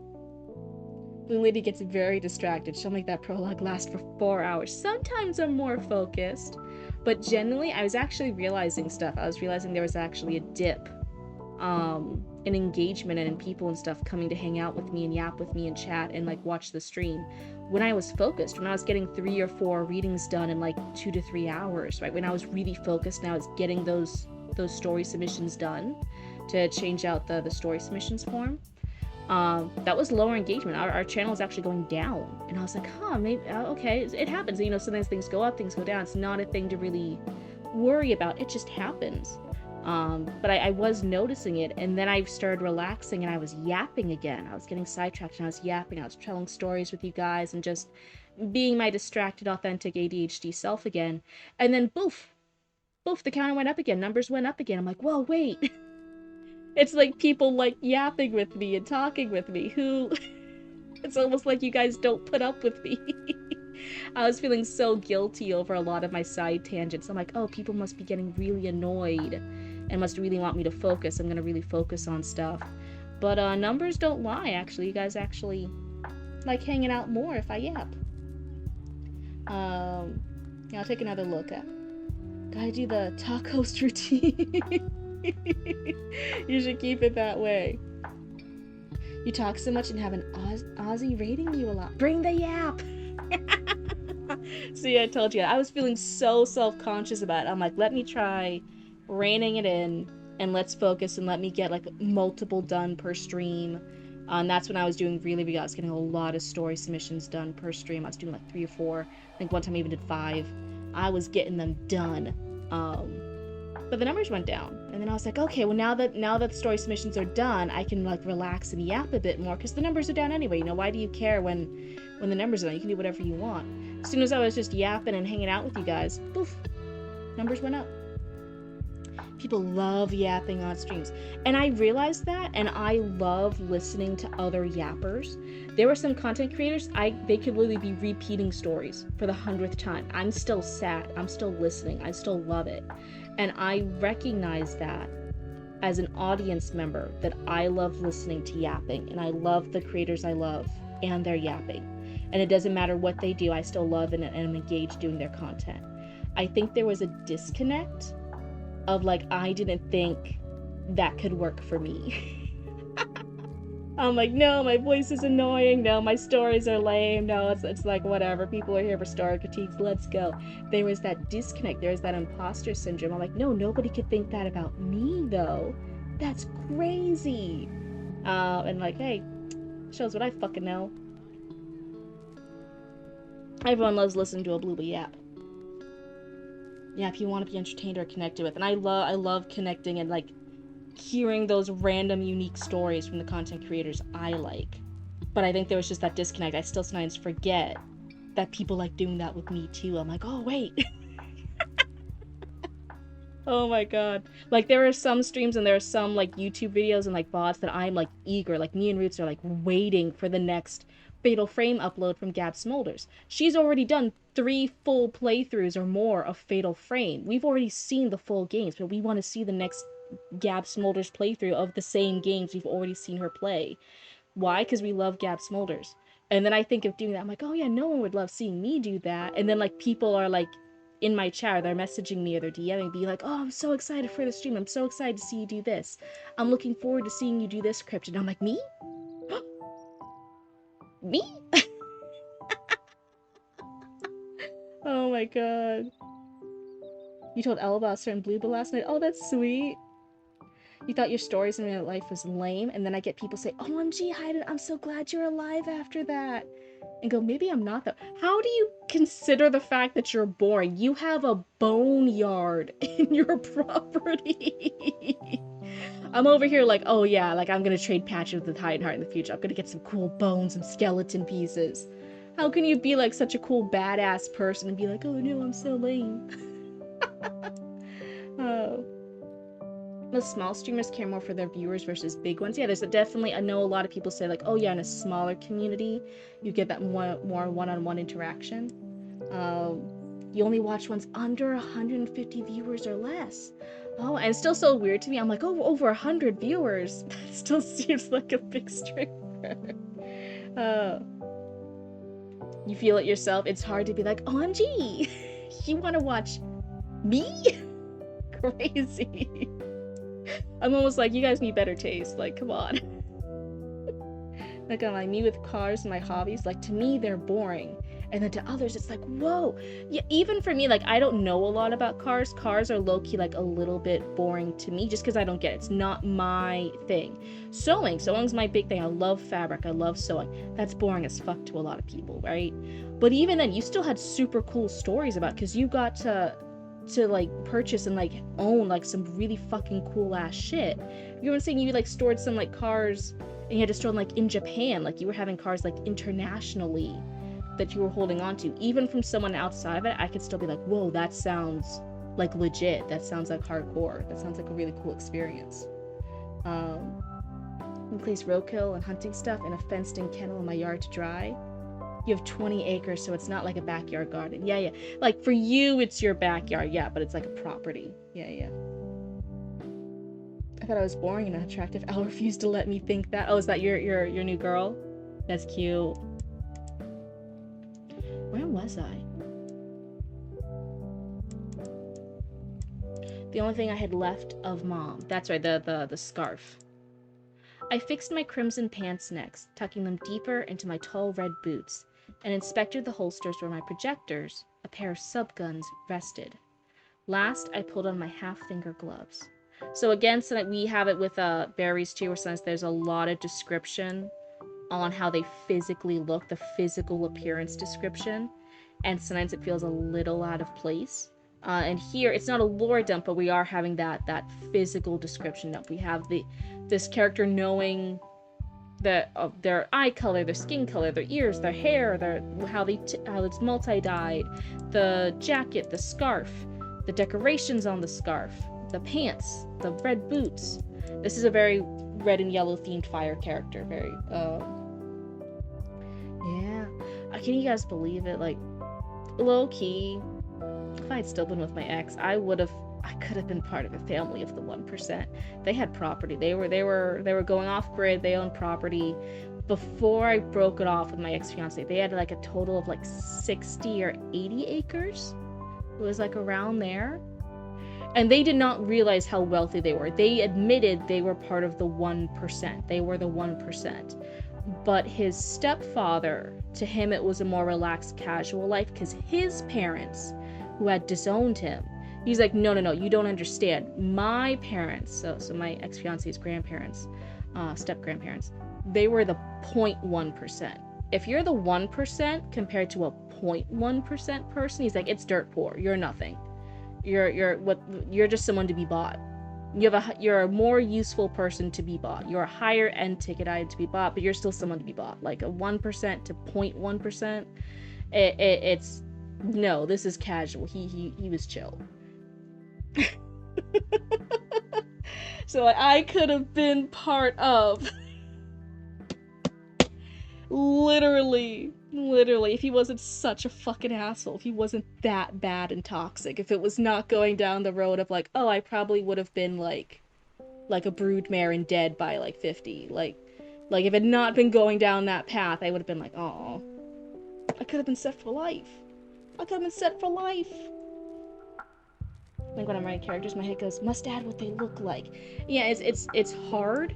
I would definitely say, like, look at the stories in the books you like. How do those authors naturally integrate it? So you like writing a lot of sci-fi, you like seeing a lot of space stuff, you like seeing a lot of cyberpunk. Physically read those books, and when you're reading those intro, the first 2 chapters, how do the writers introduce their characters? How much physically are they describing it? And then how much, where are they adding the later details? Physically study how are they doing it, because that's how you learn so much. I know people say like, oh yeah, if you read more you learn more, and then people read and they're like, I didn't learn shit. It's because they're doing passive reading. Really, when you want to learn, when you are studying shit, it's active reading. So like when I did it with Zatara, right? Zatara has an amazing way of describing monsters and doing that subtle horror of how monstrous they are. And I was like, look, let's say I fucking suck at writing monsters, and I was studying Zatara's how do they write uncanny valley creepy monsters. Here's how I'm dissecting their work. I'm studying their sentences. How many sentences is it? How many paragraphs is it? How do they split up the paragraphs? How do they do these details? I am studying it. Actively be like, hey, I really liked that paragraph. I loved being introduced to that character. Okay, why did I like being introduced to that character? Let me go back and see what did that author do. It's passive versus active reading. Your hometown had quite a few 0.01%ers in their own outskirt estates. Yeah. Also, that town's like the biggest drug highway in this country. I fucking believe it. I do voice feminization exercises, but my walls are really thin, so my family is probably wondering why I'm saying Neo spotlights and increasingly silly voices. Low key. It's not saying if you're in a walkable area or not. If you can safely, because I know sometimes in the US you can't always do it. If you can like safely walk around your neighborhood, or if there's like a nearby park in the evening times that's not too busy, when like if it's like during the day and there's like a fuck ton of like little kids around at the park, that's not a great time to do it because social anxiety. But like low key, if you can like walk around your neighborhood in the evening, or there's a park that's not too busy in the evening, low key going outside, and just as you're casually walking, you can pretend you have like the little earbuds in, like you're on a phone call or whatever. Just yap to yourself. Just do the exercises out there. It's one, you're getting exercise and you're breathing fresh air as much as we get in the US. in whatever area you're in. But then too, yeah, it also lets you like go out and walk and like try the voice exercises, stuff like that. Low key. You check what genre. Let's see. I'm just following YouTube tutorials. Yeah. I'm happy at how quickly I won you over on Brookso. A weird Vishonen Aztec Robbie Rot. I love him. He was great. I loved it.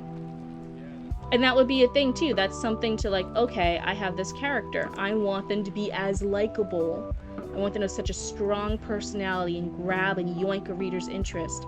I'm going to look at other writers I like that had memorable, great characters. When was the scene? What was the page they introduced that character on? How did they introduce them? What was the scene and interaction? How were they described? How long was the paragraph that they did this description versus the lines of dialogue? Which one had a stronger personality? What was the moment I, as a reader, was captivated by that character? You can do any exercise. It's not just like voice. It's not just like setting details. Whatever thing you're struggling with, genuinely go find a writer that you think is like fucking fantastic at it. And don't just passively read it and be like, oh yeah, they're so much better at it. Well, man, I'm sad. I'm gonna give up now. No. How the fuck did they do it? Break it down. Research it. It is an art. Writing is an art. But there's a fucking science to it too. Once you dissect how someone, you can dissect it like a fucking bug. Dissect how someone physically does it. And then you can copy it. Great artists steal all the fucking time. So my family's the typical upper middle class, but I was always friends with the higher class people. But more often than not, it's because I like helping people and don't ask for payment back. And so a lot of the wealthy friends I've made is because they tried paying me back because I've helped them in the past. And all I tell them is just come over when I tell them I'm having a barbecue, and that's more than enough. Yeah, generally being like genuine and nice to a lot of rich kids, they're like, well, wait, what? Generally being nice to me? As long as they're like cool and chill, it's some great relationships. It's fantastic. They're great friends to have because they're just people. It's just another friend for you to have. It's not any different. Some have grown up in a toxic environment that does hold favors and wealth and privilege and power. There's some weird power dynamics there. And so it can be a little unhealthy, but as long as they are not like that, then like, hey dude, a friend's a friend. Friend is friend shaped. Absolutely no reason not to make friends with them. They're great. All friends are great. But I will say, like, as a little warning, there are some that are like weird power dynamics. Even that ex's stepdad, right? His parents were like the 0.1%. Weird shit. He would tell stories, and he's like, now as an adult who's away from that family, he's like, I kind of get how it's messed up. But it was still so normal to me, and still normal to me because that was just his life. That was just his experience. You're gonna be the world's greatest house husband. Right? Oh my god. I grew up near spoiled assholes, but I kind of controlled them because 8 did their work to make them shut up about their clams. Oh no. There was one, and it threw me off. It was one of the earlier stories I heard about him. So this was, again, my ex-fiance's stepdad. He was talking about his parents, who were like the 0.1%, right? They were rich. His father had been like a world-famous surgeon, huge, fancy medical person, right? And then the mom, I think, was either a housewife, but I think she had political connections. There was implied political. I didn't know everything about it. He was like disowned, right? There was like all these fucking legalities. Like he was cut off of wills. There was a estate yoinked from him. All this shit. Like he fucking lost. Like he was cut off from this family. It was this whole thing. So I didn't fully know about it. But he was mentioning when he was younger, when he had been a stupid young teen, he had gone rock climbing. He had gone rock climbing up this mountain, and it had been a fucking solo trip, which it shouldn't have been a solo trip. He knew his parents would have disapproved of this solo mountain hiking trip, so he had lied and said he had been in a different fucking country. He had gone to like Germany or something. Oh no, I'm hanging out in Germany with the bros in between semesters. It's fine. And they were like, oh, okay, whatever. What trouble can you really get into with Germany? Like, it's fine. And it wasn't. He was in a completely different fucking country, and he was mountain climbing solo. And he knew they were gonna give him shit. You remember fighting this uptown rich kid on one of the cities I lived in? And you knocked him flat out. And I carried him to the clinic and waited till he recovered, and he freaked out. And even though I beat the soul out of him, I still was sincere. And now we just online game together. You Pokemon battled. There's this joke of like, oh, like with Pokemon, it's a weird logic. If you beat them in a fight, and now that Pokemon's your friend, you just gotta beat him up enough, and then they'll be your friend. You Pokemon friended this human being. You beat him the fuck up, and so he respected you, and now he's your friend. Go tell your buddy he's Pikachu. Oh my god. That's hilarious. So yeah, he to his parents, to his wealthy 0.1% parents, he had been in Germany with friends. He was solo mountain climbing. And he was a dumbass. And he fell off a cliff. And he broke several bones. And he was stuck. And he couldn't climb out because he had broken several bones. He had like fully broken an arm. I think he broke an ankle or a leg. Like, he could not climb back up. He was stuck. It was bad. And he knew if he called his 0.1% mother, she would freak out. She'd have a fucking hissy fit. So he didn't. He called his 0.1% father. And the father was like, you fucking dumbass. Okay, listen up. I'm gonna get you. But we're not gonna tell your mother about this because I don't want to listen to her heartbeat shrieks. Also, gives you a peek into the dynamics of very wealthy people and their marriages. But anyway, he's like, I don't want to hear about her bitch about this. Like, we're just not going to tell her. He's like, okay. So the dad sent a fucking helicopter, a private helicopter, to go rescue him. To go yoink him off this mountain, go to a nearby hospital. The dad treated him. You should not technically be treating your own family members in hospital settings. But again, very wealthy person. He treated his own son. He set all the bones and stuff because he was a surgeon. He's like, okay, listen up. If your mom sees you, she's gonna know some shit went down, that you weren't hanging out in Germany, that you were at the fucking mountain thing and you fell off a cliff. So we're gonna say you're taking a gap year and you're gonna go tour around Europe, and we're just not gonna see you for a year until you're fully recovered, and this never happened. Got it? And he was like, yeah, sure, okay, whatever. Because they were just used to not seeing their fucking kids. Like, they could go off to Europe, they could go to wherever, just tour around. Who fucking knew where the kids were, right? They had properties all over the world. So he was like, okay, sweet, I'll take a gap year in college, and I'll tour around Europe for a year until I'm fully better. And so he sent him off to Europe. He toured around, he hung around in Europe for a year, and then he came back home at some point before resuming college and being like, oh, hey, and then they just absolutely pretended like, yeah, he never fell off a fucking cliff and almost died in this mountain range. Like, that's insanity.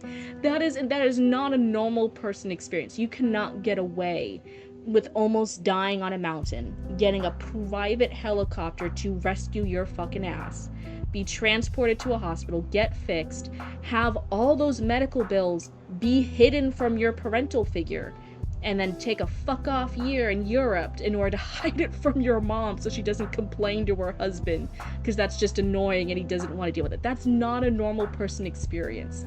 But to him, he's like, that was just my childhood. That's just how I grew up. That was just college. That was just every single year. I knew that's how it would work out, because that's always how my families were. That's how it was. It was a weird falling off a cliff, got him a free vacation. But then I was like, you're gonna file a report, right? And I just want to grab lunch. Pika. Oh my god. I had to step away for a hot minute. It's all good. I was just yapping. It's insane. It's insane, the difference in a reality and the difference in an upbringing for some people when that level of money is involved, when that happens. Now, am I saying that all rich people are inherently bad? No. Like we said, like, if friend is friend-shaped, friend is friend-shaped. But like I said, he hit my ex-fiance's stepfather. He was chill. He was cool. He was super chill and down and calm and level-headed and really empathetic. but he had to learn it. He's like, no, it took me a few years. It was a weird mindset to shift out of after being cut off from his family, because he married someone that they didn't like. That's why they cut him off. He's like, it took me a few years to like get fully out of it, and I could still say I don't think I'm fully out of it. It's weird. So if someone's like cool and they're genuine with you and they're friend shaped, it's all neat, it's all cool. But there is absolutely a thing if there are some people who have power, whatever that power is, whether that's wealth, whether that's influence, whether that's a work status thing, whatever it is, and it does get to them and it does do something to them. It's weird. Your broken leg. Yes, yummy chicken leg. Sounds great. The question is, did he have any sisters for story purposes? I don't know if he did. I know he had a brother. And I know the family kept his first wife. Because he had been married. He was miserable with her. He divorced her. And they were furious because it looked bad. And then he married his second wife, who was someone he really liked. And that's when they disowned him, because he married someone that they didn't like. And he had been cut off. And that was the big thing. And so only some of his kids, so his kids from his first marriage, were legit to the family. But then his kids and his stepkids from the second marriage were not legit. They didn't like his second wife. And he had to cut off his family from all of his kids. And they were like, no, you do not get access to these children. You are not a good influence to them. You're not treating them equally. It was like this whole entire thing. It's a weird bit. I don't know if he had any sisters though. He mentioned his family like a few times. He like that story with the mountain and falling off the cliff and being, private helicoptered out and getting all that stuff and fucking off for a year in Europe. He mentioned some stories, but he didn't mention a whole lot. It was just kind of an example thing, because he really struggled with it. It's hard. He's like, no, it's still weird, because like that's still your family you grew up with. So in some aspects you love them. Like that's full up. That's his mom. He didn't have another mom. That's his dad. He doesn't have another dad. Those were just his parents, and you love them. But then there were also the people who hated him for his wife, his second wife that he left, who hated some of his kids, who called them bastards, who hated his life decisions, who hated that he wouldn't fall in line. And he's like, it's really weird. So sometimes I could tell he was really conflicted about it sometimes. It's a wonky scenario. I was very lucky. So again, Papa Cryptid is not my biological father. He's my adoptive father. But Roots is his child. So Roots is the full child of Mom and Papa Cryptid. But Papa Cryptid adopted me. I came into the picture before they were together. So one of the things was, I'm very lucky that Grandma and Grandpa Cryptid, so Papa Cryptid's parents, accepted me as their full grandchild. 100%, me and Roots, we are the same grandchild. There's not like an unequal thing in the will. There's not like one's the favorite grandchild and one's not. That one of us got more Christmas presents growing up than the other. Just fully 100%. We're equal grandchildren to them, even though only one of us is biologically related. But even then, I still realize that's a privilege, and it does not work that way in a lot of families. But Mama Cryptid was really strict on them with us growing up behind the scenes. I didn't realize it at the time.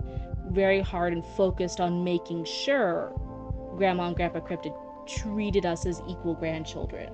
Otherwise, I think she would have yoinked away any grandparent rights. I think if they had misbehaved, Mama Cryptid would have been mad enough to just yoink away. I don't think they would have ever saw us again. But I do realize, growing up, we were treated the same. So it's weird. Families are weird. Full stop. Let's see, but anyway, we're finishing up the character description. Everything I wore... Oh, no, we're actually not. Everything I wore said the same thing. Don't touch. My look did its job. Mostly. I grabbed the glass, took a gulp. The mead was definitely not worth the price. 13 shards was robbery. Not like I could complain. Complaining meant sector security. And sector security, for me, meant Corsairs. Gotta go, guys. Bye. Thank you so much, Emma here. We'll see you again another time. Have a great night. The Corsairs ruled this planet the same way rot ruled a corpse. like they did too many others. So we have one analogy here, but then it's a period, and then it's this other one's cut off. Romoculus hadn't changed, not in all the decades I've been trapped here at least. The streets reeked of desperation. Slaves lined the alleys, hollow-eyed and waiting for nothing. Black market merchants crowded every commerce center. Sector security patrolled every quadrant, aided by sellswords. And of course, there was the local Cyclonics. The Cyclonics had killed this planet, built a fake one on top. The air tasted wrong, artificial. It wasn't like the atmosphere ended where it was supposed to. The moons were technically part of Romoculus's sky.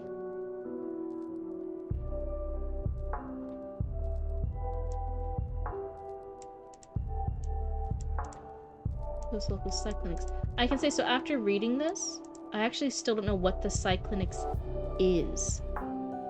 I know it's separate from the Corsairs. The Corsairs had destroyed this planet. The Cyclonics had destroyed it another way. They killed this planet and built a fake one on top. But I don't actually know, is it a disease? Is it like an art? Is it a company? Is it a building company? Is it a corporation? Is it cyber textile? Like, I'm not quite sure what Cyclonics is, which isn't necessarily bad to have a little something to grab the reader's attention in on the first page and not answer all questions. But again, we have this, we don't quite know, we already kind of had that. We have the idea of something's, the mom's gone, we don't know what, and this is the only thing left of the mom. We have something with the Corsairs being bad.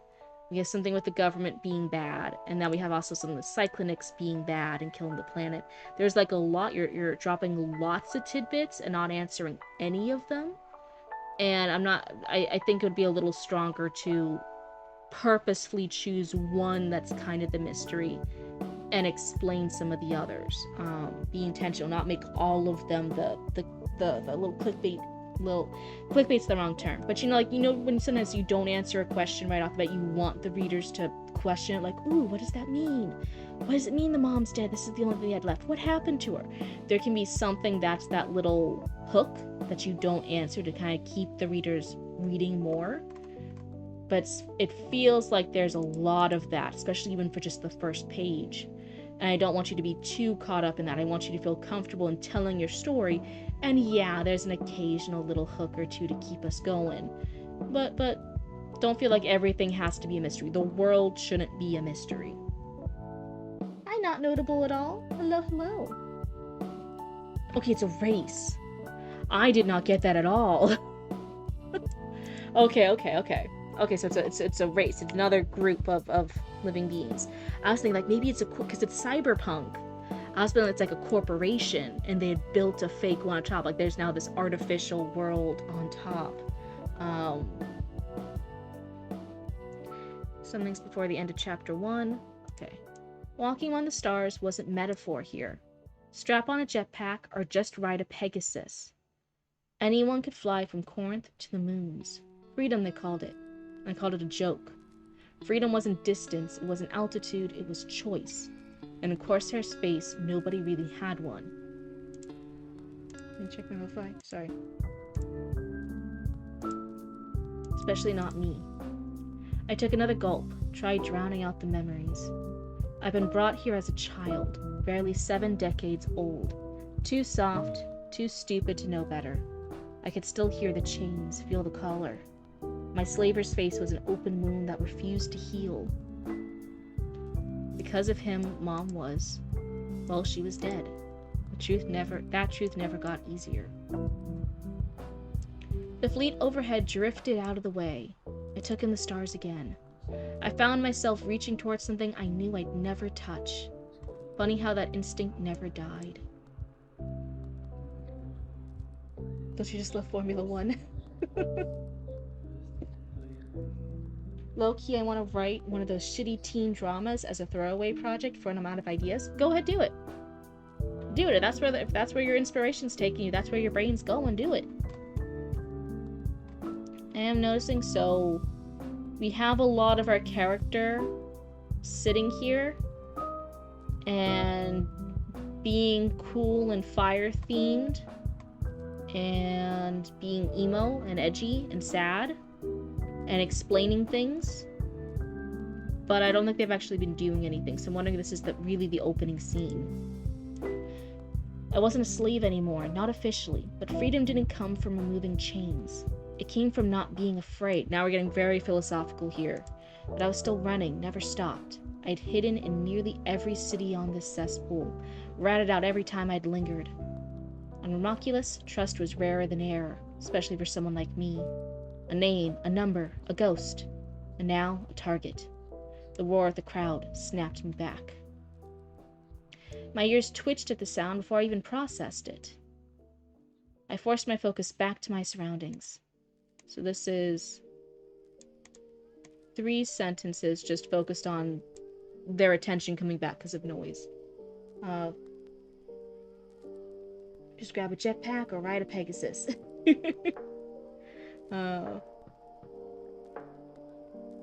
I hate how it feels purple prose. Yeah, you see what I mean? Like, if the character's voice was stoic, then it would make sense why there's a lot of short, cut-off sentences. Stoic, blunt, to the point, more simple, that kind of voice. But the voice is almost purple prosy and philosophical and yeah.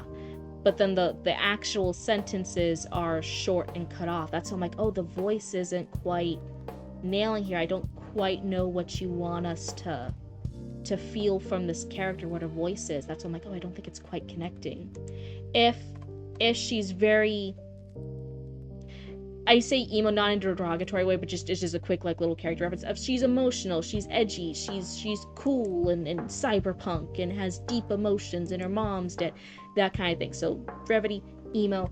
If she's cool and emo and scene kid and a cyberpunk baddie, then, you know, you could lean into the purple prose. She could be all those big, emotional, hardcore detective noir in a cyberpunk society, and no one understands me, and I'm the one rebel against society type person. And then she could have that voice. If she's blunt and to the point and all the other stuff, I want all the words, I want everything else here to be from a blunt point of view, but it's that weird mixture right now. It is, she's traumatized from slavery and forced into being a gladiator as a kid. Yeah, but I don't want you to spell that out for us by her being sad and thinking of her being enslaved on the first page. Like she can just do and react to things in a traumatized way. But so far she hasn't reacted to anything in almost a page and a half, other than she got distracted thinking her emo thoughts. And now there's noise and she's paying attention again. That is thematically what has happened. She has been looking at the sky. She's been having a lot of thoughts. She reached for the sky and she's still having thoughts. And now there's noise. There's a crowd nearby that wasn't explained earlier. And now she's coming back out of the thoughts. So far I'm like, the character hasn't done a lot for the first page. That's why I'm like, oh wait, where is the starting point here? But now we have this crowd, so I'm gonna keep reading, because maybe this bit here with this crowd, I'm like, maybe this is the starting bit here. Maybe we can have some really cool character interactions and motivations and scenes here. Let's see. I forced my focus back to my surroundings. The starlit arena, a tavern perched above a blood pit, a place where spectators drank and gladiators died. Okay, so this is a cool bit. So before we had just been describing like the world and the city, but now I'm like, no, like this is where we are. This is this cool tavern and there are people dying and fighting here. This seems like a cool starting place. From my seat, I had a perfect view. Of course I did. In the pit, 2 figures. One, a human, already half dead. Bony, movement sluggish, barely holding himself upright, bleeding from his forehead, chest, and legs. The other was a Feynork woman, huge, strong, relaxed, horns curved from her forehead and tusks from her bottom lips. Runes crawled across her jade arms. Her mace hung loose in one hand, staining dark with old blood. I knew what this was. Everyone did. No other reason to use a Feynork. This part here, I'm like, oh, this is great. So I was purple prose until then. Yeah, this here, I'm like, oh, this is great. So here, Oh, hey, thanks so much for the follow, and hey, hope you like hanging out with the Cryptid Cult. I'm like, here, this really feels like it's happening, and this also feels like where the voice is coming in. This is someone very blunt and to the point, analyzing and just being brutal about what they are physically seeing in this horrible environment and taking it in a very detached, blunt way. Here's a person. They're already half dead. Here's where they're bleeding. The other was a Fëanor woman. Here are her descriptions. Stained with dark blood. I knew what this was. Everyone did. No other reason to use a Fëanor. This sounds like, oh, this is what the voice is used for. This feels great here. I love this scene. I love the descriptions being used here for the two new characters. I think we're about to see murder each other. Up here, I got no ideas, but I was doing writing sprints earlier. Were you on Aaron's stream?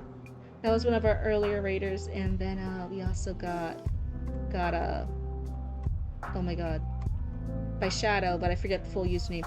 Shadow Rose Oracle. I mean, we both got raided by them. Divine Intervention.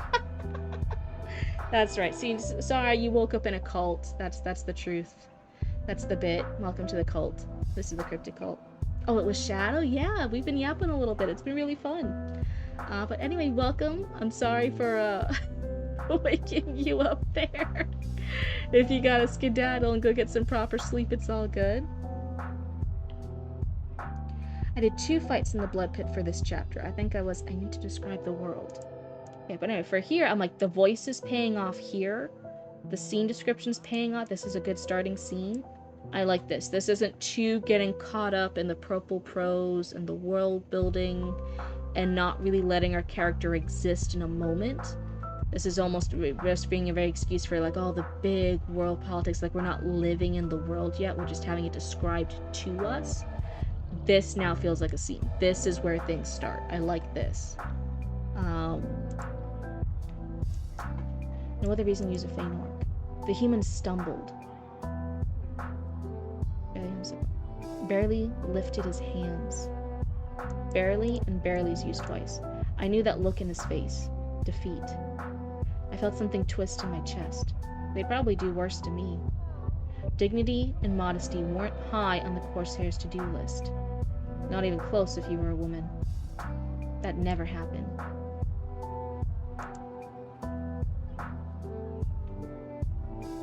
So here again, there's a lot, for someone who's being blunt and to the point, this is a lot of almost repetition to say the same thing. Because she's a woman, she's not gonna have, and she's gonna have worse things happen to her, right? But it's like repeated multiple times in just different ways. I was streaming the line edit for my novel earlier today. Oh, huge congrats. It's nice to see someone not me get distracted for the entire stream. Yeah, you're in the right place. I will say normally I try to be a little bit less distracted, but again, I've been gone for a few days. I'm so happy to be back and just yapping with you guys and seeing chat and hearing what you guys are up to and just blabbing away. I'm kind of like just doing whatever I want this stream. This is my very nice, like, just hang out and relax scripted stream. Hi, Be Thou Erect, it's good to see you. 74,000 points. Mash, you should be packing. Oh no. Oh hey, we had this. Oh, thank you for the hydrate. Here's your sippy. I'm having more of the Zero Gatorades because I need the electrolytes.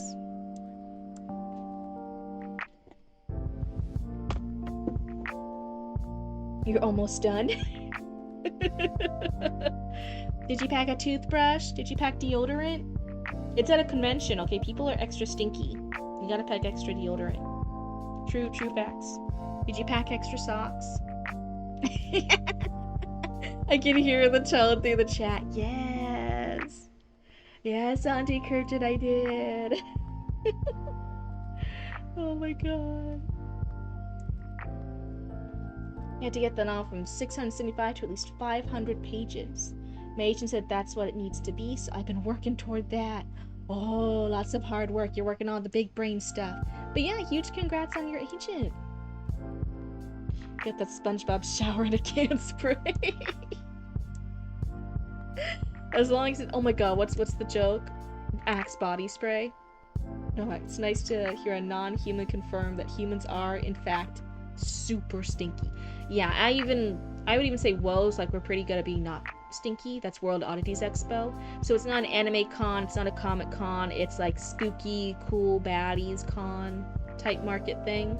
And even then, like, full stop, it's still hot, it's still sweaty, you're still walking around all day, you're still doing stuff. Guess what? People get stinky. That is the room of some of the coolest, most badass people you will ever meet in your life. True story. Some of them are still stinky. It's true. It's true. When you have a lot of people together for long hours in a single room, people get stinky. I thought I saw something out of the corner of my eye and I was so scared it was a bug. If it is a bug, don't show yourself until after stream. I don't want to be scared again. Comic-Con was by the worst smelling one. Oh no. OCD is going off because I want everything in my bag and luggage to fit perfectly like a Tetris line. Yep. Is it just me? Maybe it's because I pack for a lot of events. When I'm packing for the event to go there, I pack everything super in a particular way. Things go in a particular spot. I want things in a certain way so I can unpack it easily at the event. But when I'm packing up from the event to go home, it's fucking massacre. Where, as long as it fits, it fits. I don't fucking give a shit. I don't care. It just needs to go home. I want to go home. Oh my goodness. Just a bunch of odorless folks in Twitch chat? I don't know. Everyone Twitch chat, everyone sniff check. No, wait, I'm getting the data. Hold on, I go into your walls. I'm taking a peek into your walls. Nope, the data came back. The data came back. 3 of you guys are stinky. I had the facts. 3 of you are stinky. It's true.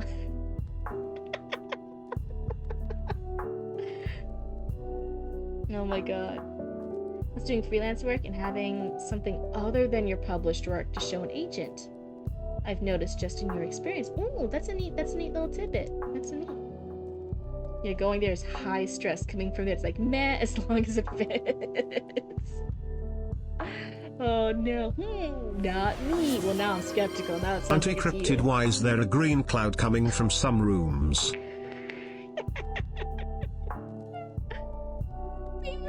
Cover your nose. Cover your nose. It's a stink bomb. Don't do it. Oh no. When you pack, you use your clothes as packing peanuts for your PlayStation. Oh my god. Low key, every time I moved, I had so many fucking books. And if you ever have a box of books, I know this from experience, the box will collapse. Like, it cannot, it's too heavy of a box. And I have weak little cryptid arms, especially then. I could not carry a full box of books. So whenever I like moved, when I was going from apartment to apartment during college, and from college and home back, low key, I would organize all the boxes. Like, a box would be kitchen stuff, a box would be like kitchen counter, kitchen cabinets, bedroom closet, bedroom bureau, bathroom supplies. It would be like whatever the box was. But then every single box also got random books in it. Just spread all the books around so that I wouldn't have these fuck-ass heavy boxes of books. Just whatever was in that box. If it's kitchen supplies, it's all the kitchen supplies, everything neatly and organized and wrapped up and bubble wrapped. And then also 3 random books thrown in. Right, It was the only way. It was the only fucking way. In experience, it has stuff under my belts, yeah. Keep things labeled so that it only works the first 30 minutes of packing. Mash, no!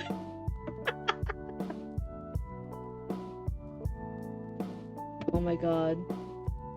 Low-key stresses me out. Now, normally it's pretty set stuff, and I make lists and stuff, and even then I'll still forget things, but I'll make lists and stuff for the packing there.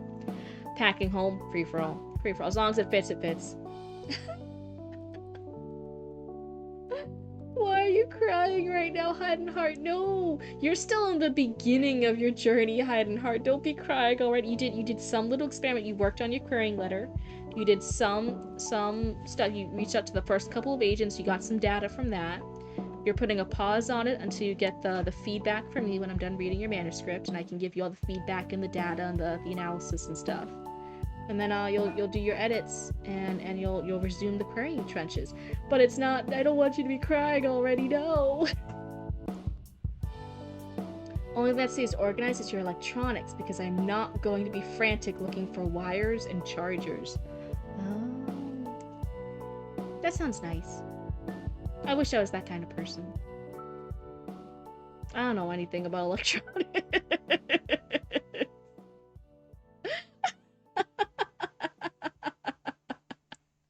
Thank God Papa Cryptid, like, helps me out and makes sure I have all the electronics and wires I need before I go do these events.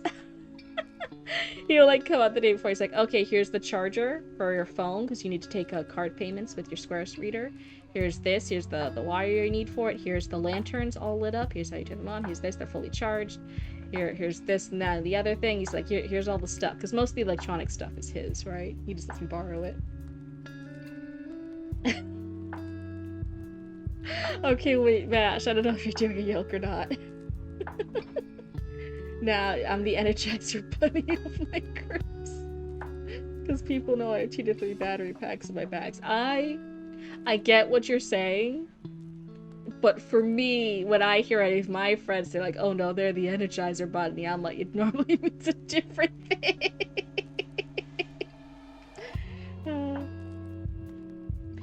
You think you're near the top of the staircase, and then there's always another flight of stairs? Hey, relax! Go press the elevator button. Listen to some tunes. Listen to some elevator music.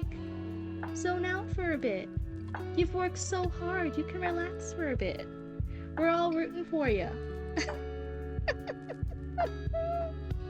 Hi, Milu. It's good to see you. Now that I'm starting to feel better, low key, I had to figure out a collab date with Penny and Mash. I was holding off on it because I didn't know when my cycle was going to start and I was going to be dead. But now that I'm alive again, I had to figure out a collab day. And now I know. Now I've had all the practice. Now I know how to get underneath Mash's skin and bother him. Now I know how to be annoying. Got to hear your voices back. Yeah, I'm so happy. It was coming back the very end of last night, but it definitely feels a lot better now. Hi, Baba Bean. Hi, Baba Bean. You're a cutie patootie. Is Roots bothering you? Yeah. Yeah? It's okay. They feed you, though. We feed you. Okay, Hi, raccoons. you need to know Mary. One of the axolotls just barked. It's so cool. Wait, what? I don't know this any at all context. But yeah, otherwise, Commander Roots said hi. Everyone say hi, Commander Roots. That never happened. My eyes met the sky again. The only thing really worth looking at. The name Starlight Concourse wasn't a joke. It was one of the only concourses in Corinth where the haze thinned enough to see the stars. A pocket of calm shadow in a world addicted to decaying light. That's when I saw them, gold with a green outline. Flames. Looked around. No one else seemed to see them but me. Weird. Hi. They all say hi! But of course the human wailed a second later. My eyes found him before my head even lowered. The Feanork's boot slammed into the human's chest, flipping him onto his back. Dust and blood kicked up together. Is it flipping him onto his back? Or tipping him onto his back? I'm not quite sure. Because he was standing up, and then he was kicked in his chest, and so then he falls back on his back. That's not like flipping, and it's just like falling onto your back. That's how my head visualizes it, but maybe I'm wrong. I will admit that I could be wrong. The Feanork roared like she was rabid beast for the human to stand. We were typical of her kind. Combat was the only language the Feanork spoke. Probably why the Corsairs loved them so much. So does she yell for him to stand, like, stand up! In which case I would maybe have that as dialogue. But here it sounds like she was roaring like some rabid beast. And then for the stand, it's slightly wonky. I'd rephrase it slightly. The human barely moved. Barely is used again. This is the third or fourth time I've noticed it in 2 pages. Clearly didn't have the strength to. I didn't need to see him up close to know. One of his legs was bent out at an impossible angle. I saw a bone. I wanted to look away before lightheadedness took me. I saw his lips form a wood I couldn't hear. Everyone in the crowd jeered at the human. Everyone but me. Yeah, she's yelling at him to stand. Okay, in that case I would... Wait, where was it? Roared like she was some rabid beast for the human to stand. So I would maybe like rephrase, like, do the dialogue, like, stand up! The fairy like roared like she was some rabid beast. And like the human cowered. Like, but have it as like the dialogue, because having it at the end, compared to when she does the action here, it's a little wonky. Everyone but me. No wonder the Corsairs want you dead, the Fëanor bellowed, breaking my focus. They don't have no use for broken things like you.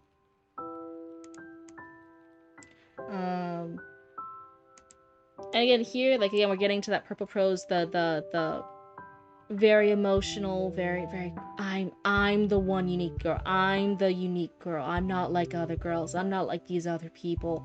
I'm the only one not cheering at the human because I'm so cool and edgy and unique. I'm like, we don't need it.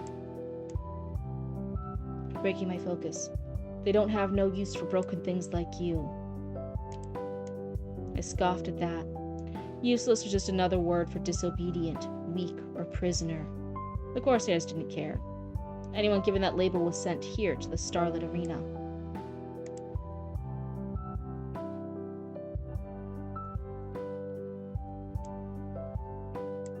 I mean, I know she's like implying useless, but what she really said was broken.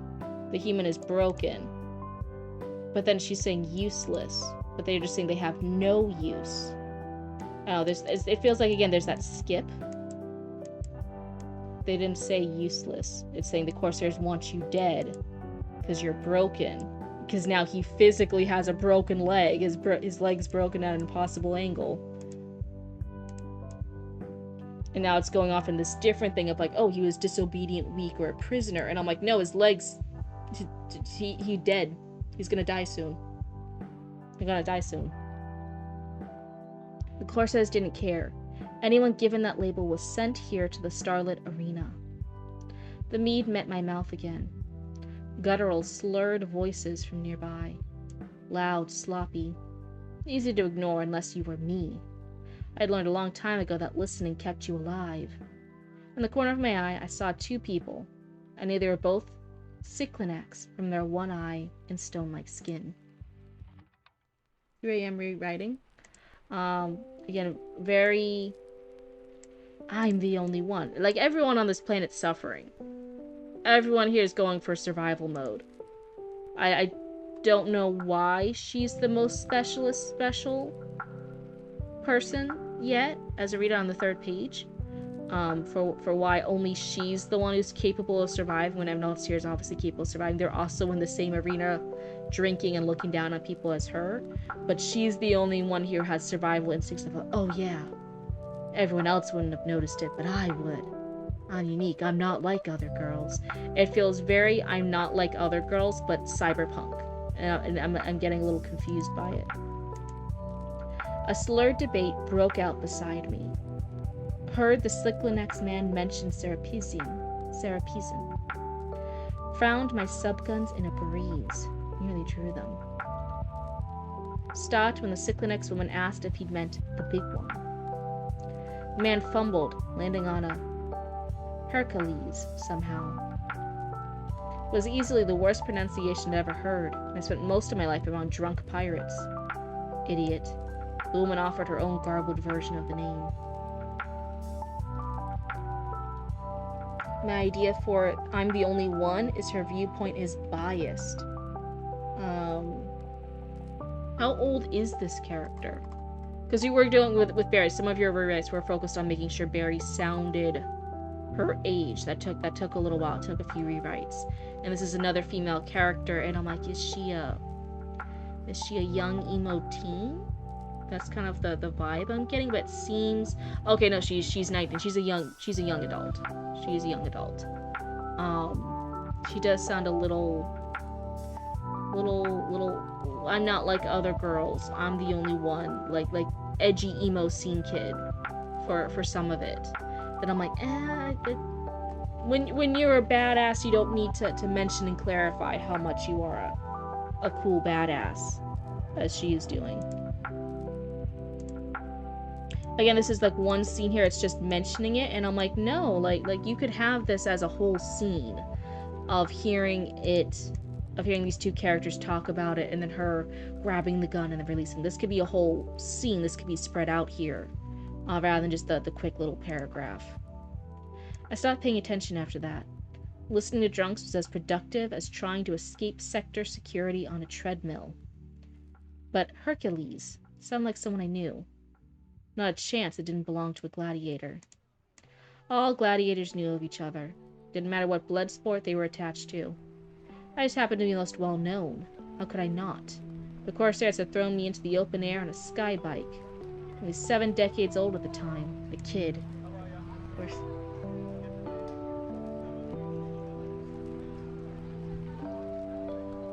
Kill or die, they told me. Outrun or fall was the game. Still not sure how, but I survived. I'm not quite sure. Again, we're getting out of the scene, and now she's explaining more of her past. And she's already explained so much, and I'm like, no, we're here. We're in this cool scene. You're watching people die. Some people are looking for Hercules. What's happening?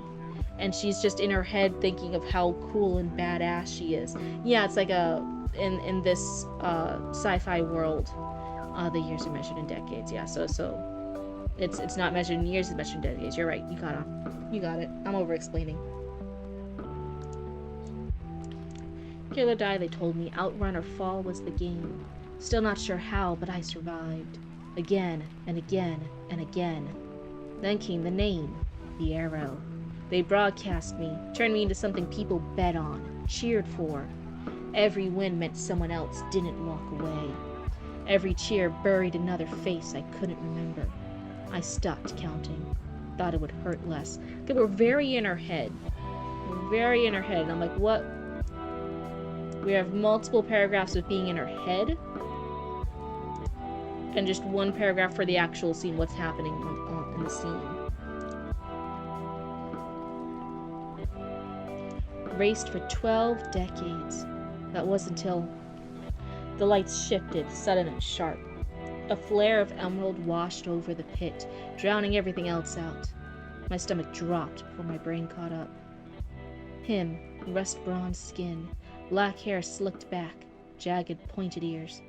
A beard cut, sharp around a mouth that always looked like it was about to mock you, having a lot of red slit eyes that looked more draconic than something sylvan. He raised a holographic hand. I saw the gold ring around his finger. Oh, hi, white boy.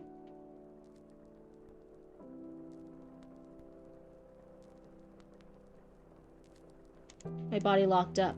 My body screamed to run but refused to move. My body and my body's used twice. His name tasted like poison before it left my lips. Fafnir.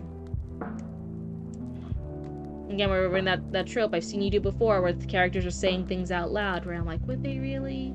In an anime or a TV show, they might. But in a book, would they really say this kind of stuff out loud? My hand moved before I thought about it. I downed the remaining mead in one go. Couldn't fix the wildfire in me. Didn't expect it to. But I did feel it begin to take hold. Fafnir's voice prowled across the arena. Barely heard it. I only saw him. His mouth flapping like some duck thinking it was dragon. He wanted nothing more than to drive a dagger through his throat. In the blood pit, I saw the Fëanor patiently waiting. Of course she was. Pets were trained to obey. I knew how this so-called entertainment ended. Seen it too many times. For a second, Fafnir's eyes swept the crowd. And then he seemed to lock onto me. I stared back. He didn't know I was here, I'm sure. But all he knew was I was somewhere here on Ramoculus. Couldn't leave after all. His eyes met the blood pit again.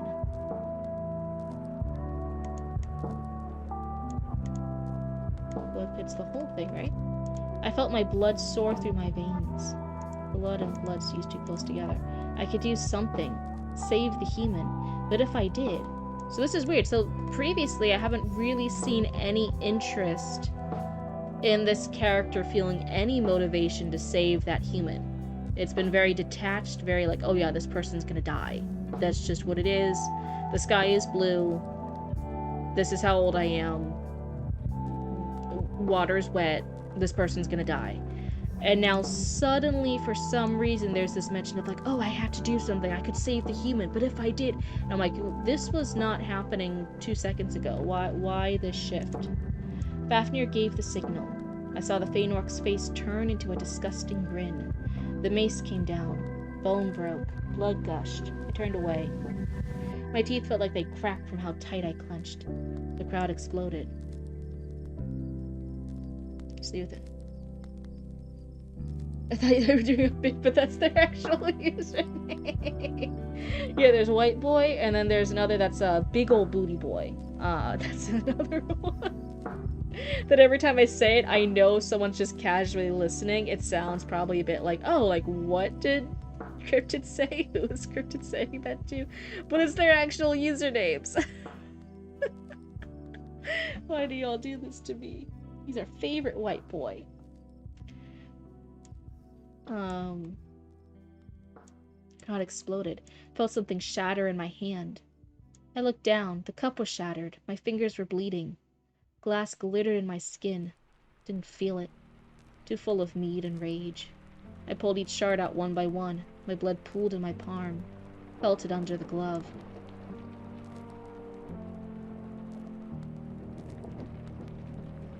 What'd I do? I'm just chilling. Just a white boy chilling. Yeah, wait until Nerdering joins and we say, hi, nerd! Hold on, I got a cough.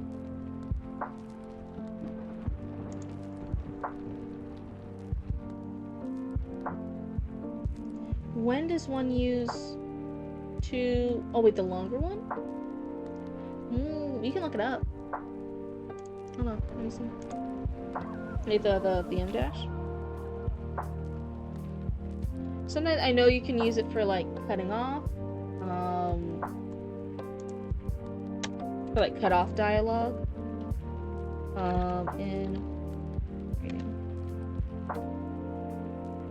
Yeah, hyphen, there we go. Not M dash. Hyphen. Dialogue interruptions. Big, abrupt change. It can sometimes replace parentheses. I will say there are rules for when to use parentheses and when to use the dashes. It's not 100% equivalent. You can use either or. There are some cases where it feels right to use one and it feels right to use the other. And there are some where you could do either or, but there are, it's a vibe check kind of thing.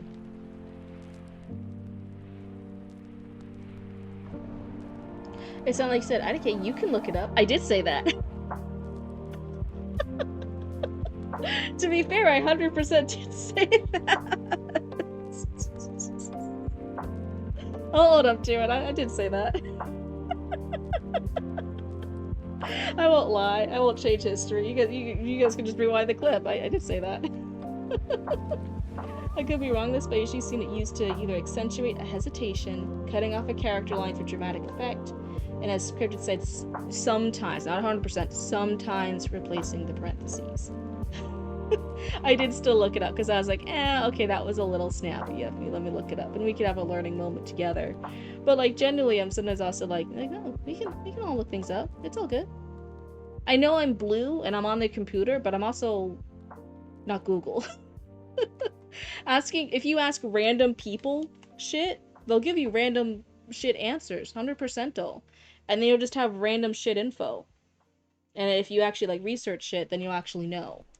So I never want to like sometimes too encourage asking stuff like that, because again, I'm not prepared. I don't have like a little, oh yeah, here's my slideshow I can pull up, here's the exact uses of it, right? Like I'll just give a spur of the moment answer because I'm a random person who asks me a random question, so I never want to like super encourage it. I don't mind yapping about, especially when we don't have like somebody on right now. But when you ask random people shit, they're gonna say random shit. If you actually want to know the answer, you gotta look it up. 100%. Computer, what is an M dash? She's blue on the computer and still on the computer, right? Yeah, 100%. I'm the least accurate Google you will ever know. Oh my god. I'm snappy too. Yeah, me and Hyde have been talking. We were like, oh, we're both feisty. We're both feisty the last little bit. Oh, hey, thanks for the posture check. Everyone, make sure to stretch your neck. Back and forth. Up and down. The model's doing it with you. Up and down. Left and right. So sorry, Pug, I wasn't doing like... Pug, I wasn't like snapping too hard at you. I wasn't being like, oh, I'm sorry if it came across that way if I was too snappy. But I was generally being like, oh yeah, like if you want to know about that, that's like a thing you want to know and like know for a fact. Sometimes you gotta look it up. If you ask like a random person on a Twitch stream, 100%, we're just gonna give you a random shit answer. Generally, if it's something that you need to know, it's generally like, yeah, you have to research it. Computer. Computer. You were mega shrimped? Oh no, I gotta unshrimp your spine! Oh no, stretch them bones. That's right, take out your bones, give them a little shake, get all that little excess like yucky stuff like flesh or whatever off of them. Yeah, arteries, gross. Get all that off, scrape it off, give them a little shake, right, shake them off. And then wipe off any excess with paper towels, right? And then give them a nice little stretch, break some, you know, see a little snap, crackle, pop, and then you can put them right back on in. Good to go. Take out your bones and shake them like a rug. You also gotta beat a rug. You guys ever seen that? It's so much fucking work. I did do that once. I was ambitious one cleaning period, and I had Roots help me, and I took out a lot of the bigger rugs, and I did beat them in order to get all the heavier dirt and dust and stuff out of the rugs. It is great, but holy shit, it's so much work. Beating a rug's no joke.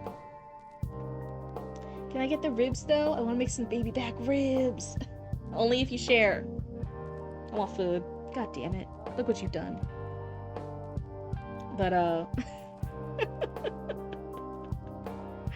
okay, yeah, sorry if I was a little snappy earlier. I didn't mean to be, but it's like a legit thing. Realize when you ask random people shit, you're gonna get whatever. What if I told you guys something wrong? I'm pretty chill, and I own up to stuff if I get it wrong. And I'm comfortable with that. I'm comfortable with being wrong and then like correcting myself or learning more.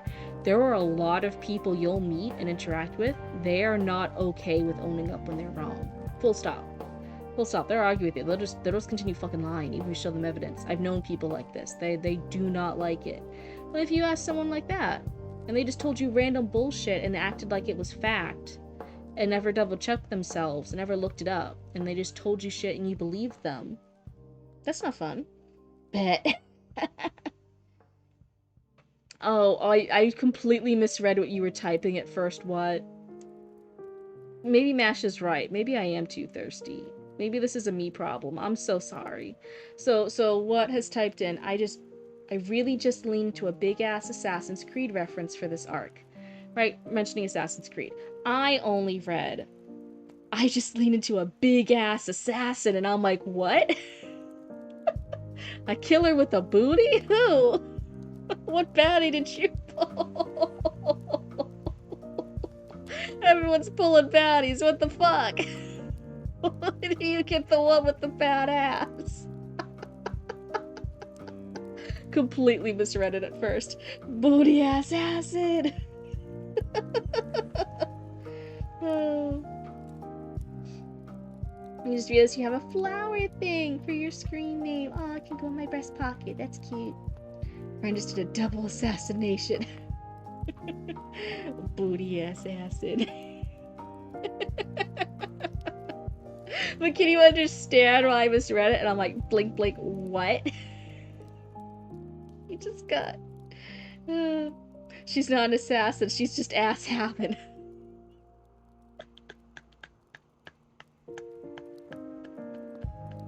Oh no. I'm just being thirsty by choice cryptid. Shut up! Asterisks.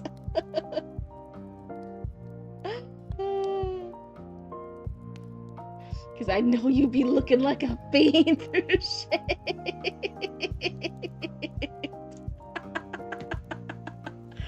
Oh my god. Oh my god, can I guys tell you something? I was working on a new skirt because I wanted to make more for my wardrobe and look like my spooky goth homeless witch aesthetic, right? That just came out of the swamp after 20 decades. Right? That's the look, that's the vibe, that's what I'm going for, whatever.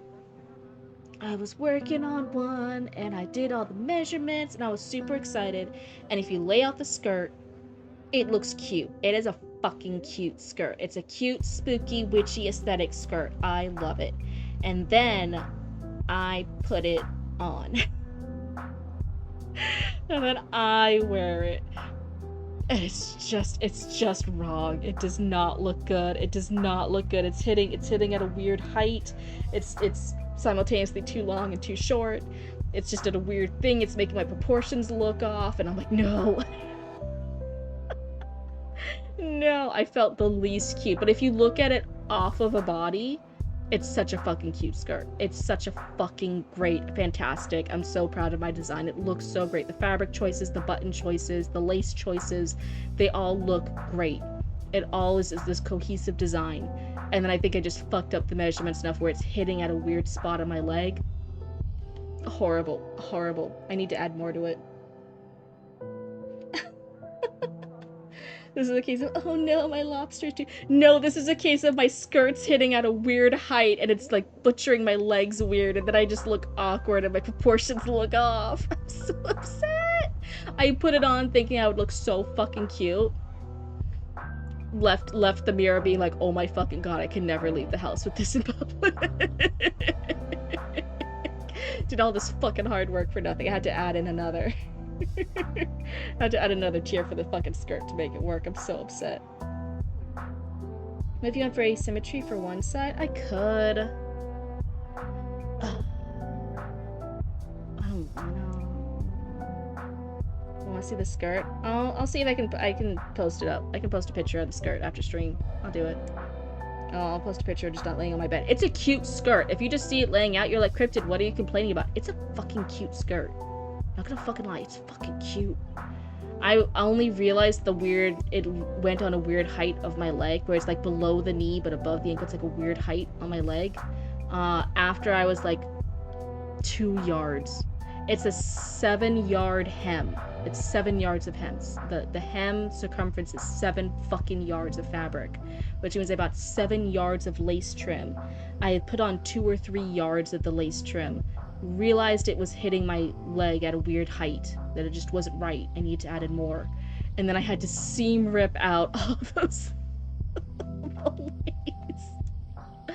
7-yard hem. And I had to add in another tier, which means it's gonna be minimum, if I just do double it, it's gonna be 14 yard. If you double it's 4. I think I'm aiming for, because I want a little bit more than double. Because if you just do double, it's not great ruffles. I think I'm at 15 or 16 yard hem. I'm so fucking pissed. I only had 7 yards of lace, so I can't fucking use the lace anymore if I do a 14 to 15 yard hem. I'm so... Had to hit weird on my leg.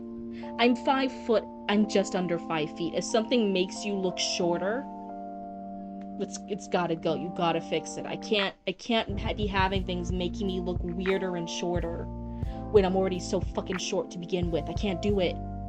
Can't do it. So anyways, gonna have another ruffle.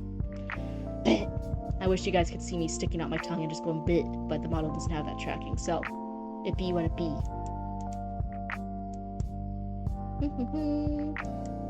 Where is he?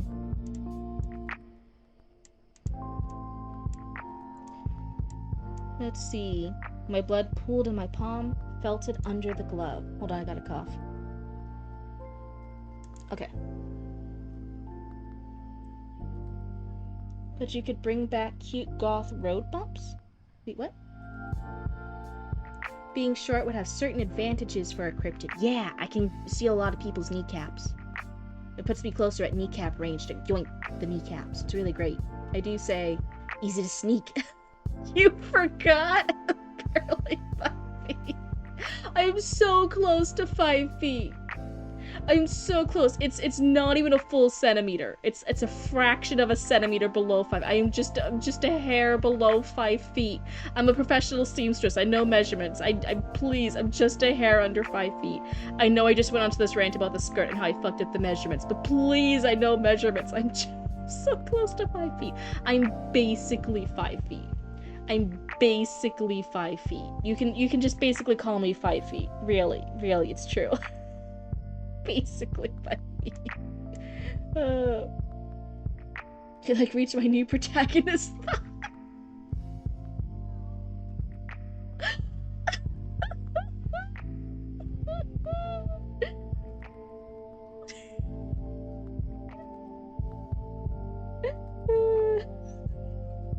You sound like a 5'11" guy justifying he's 6 feet.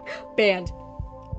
Mash, I think that's the rudest fucking shit you could ever say to somebody. Mash, how fucking dare you? I understand how you fucked it over with that cute girl at the gym. I see it. I see it. I was like, Mash, how could you fuck it over with a cute girl at the gym? It was so easy. And then you say this shit in my chat, and I'm like, oh, yep, that's that. It's right there. I see it. It's all over your face. This is that part of your face that's fucking it up.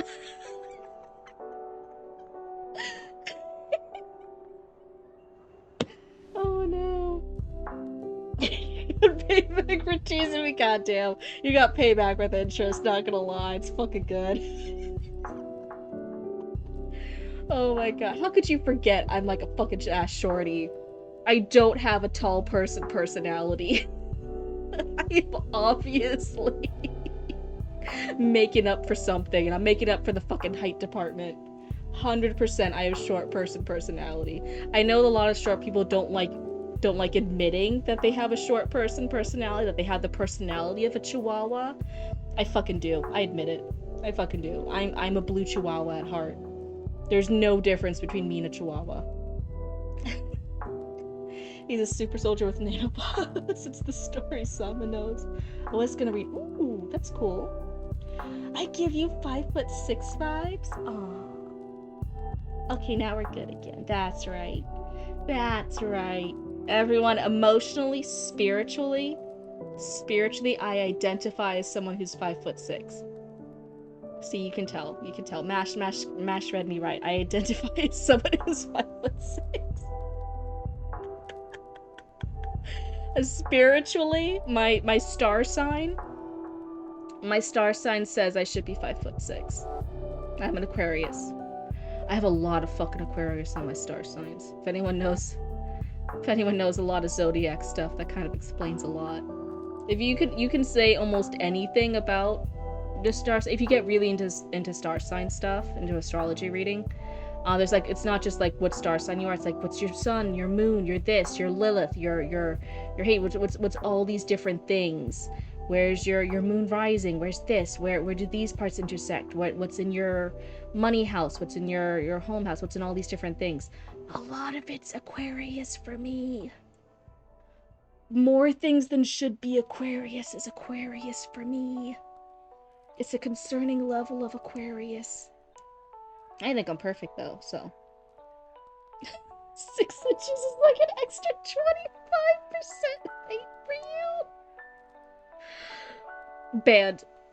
Banned. Get out. Get out. I had a spine injury, so it stunted my growth. I would have been 5'8" to 5'9". Now who's sounding like that 5'11" guy justifying why he should be 6 foot? Now who's sounding like that, Mash? Tell me out of the two of us who in chat who sounded like it. You are perfect. That's right. 100%. You're a Pisces? Oh, good. 5'6", I call myself short. That's fucking tall. That's fucking tall. Get out of here with that shit. You can reach a top shelf without, like, even stretching too hard. I'm on my fucking ass tippy toes, reaching the top shelf of shit.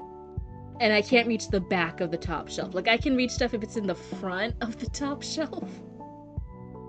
But if it's, like, in the very back of the top shelf, I gotta get a step stool, okay? Like, don't come at me with that. Don't even come at me with that. Fucking fine. I remember, because I until more recently, I wore a lot of big, stompy, platform goth boots, so I would always seem taller than I was. And at one point, this is when I was still working at one of the Spencer's locations as a supervisor. There was the assistant manager, there was a few other people there, and I was like, oh yeah, like, I'm just under 5 feet. And they were all looking at me, and they're like, no, you're not, because I'm this height, and you're, like, right here at my shoulder. And I'm like, oh no, I'm wearing the platform boots. They're giving me, like, an extra, like, 4 inches. Like, do you want to, 4 or 5 inches, do you want to see? And they were like, what? Yeah, because you're not that short. And so then I, like, fucking unzipped and unbuckled the shit. And I stepped down.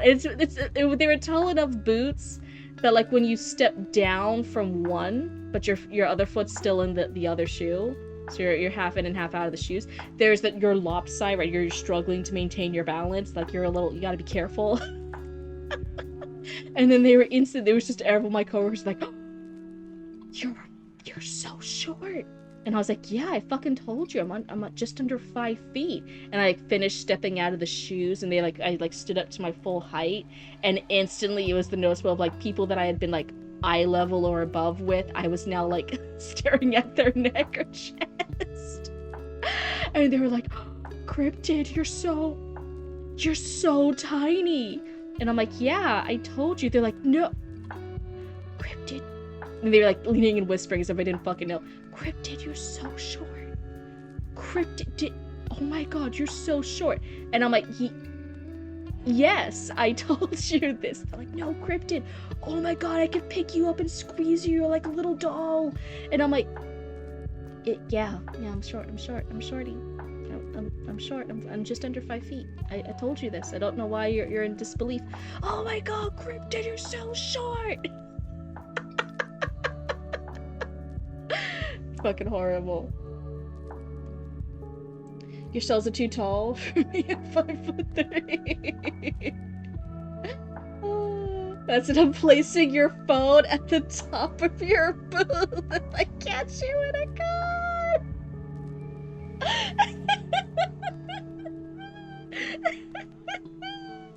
That's unfair. That's unfair. I won't even be able to see it. What are you doing?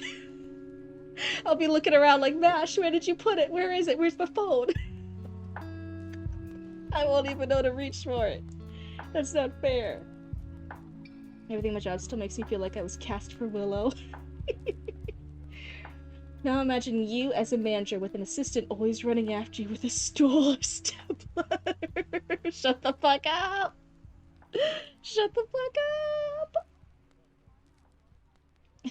If I ever see you, Cryptid, I have so many gifts to hand you for your short height.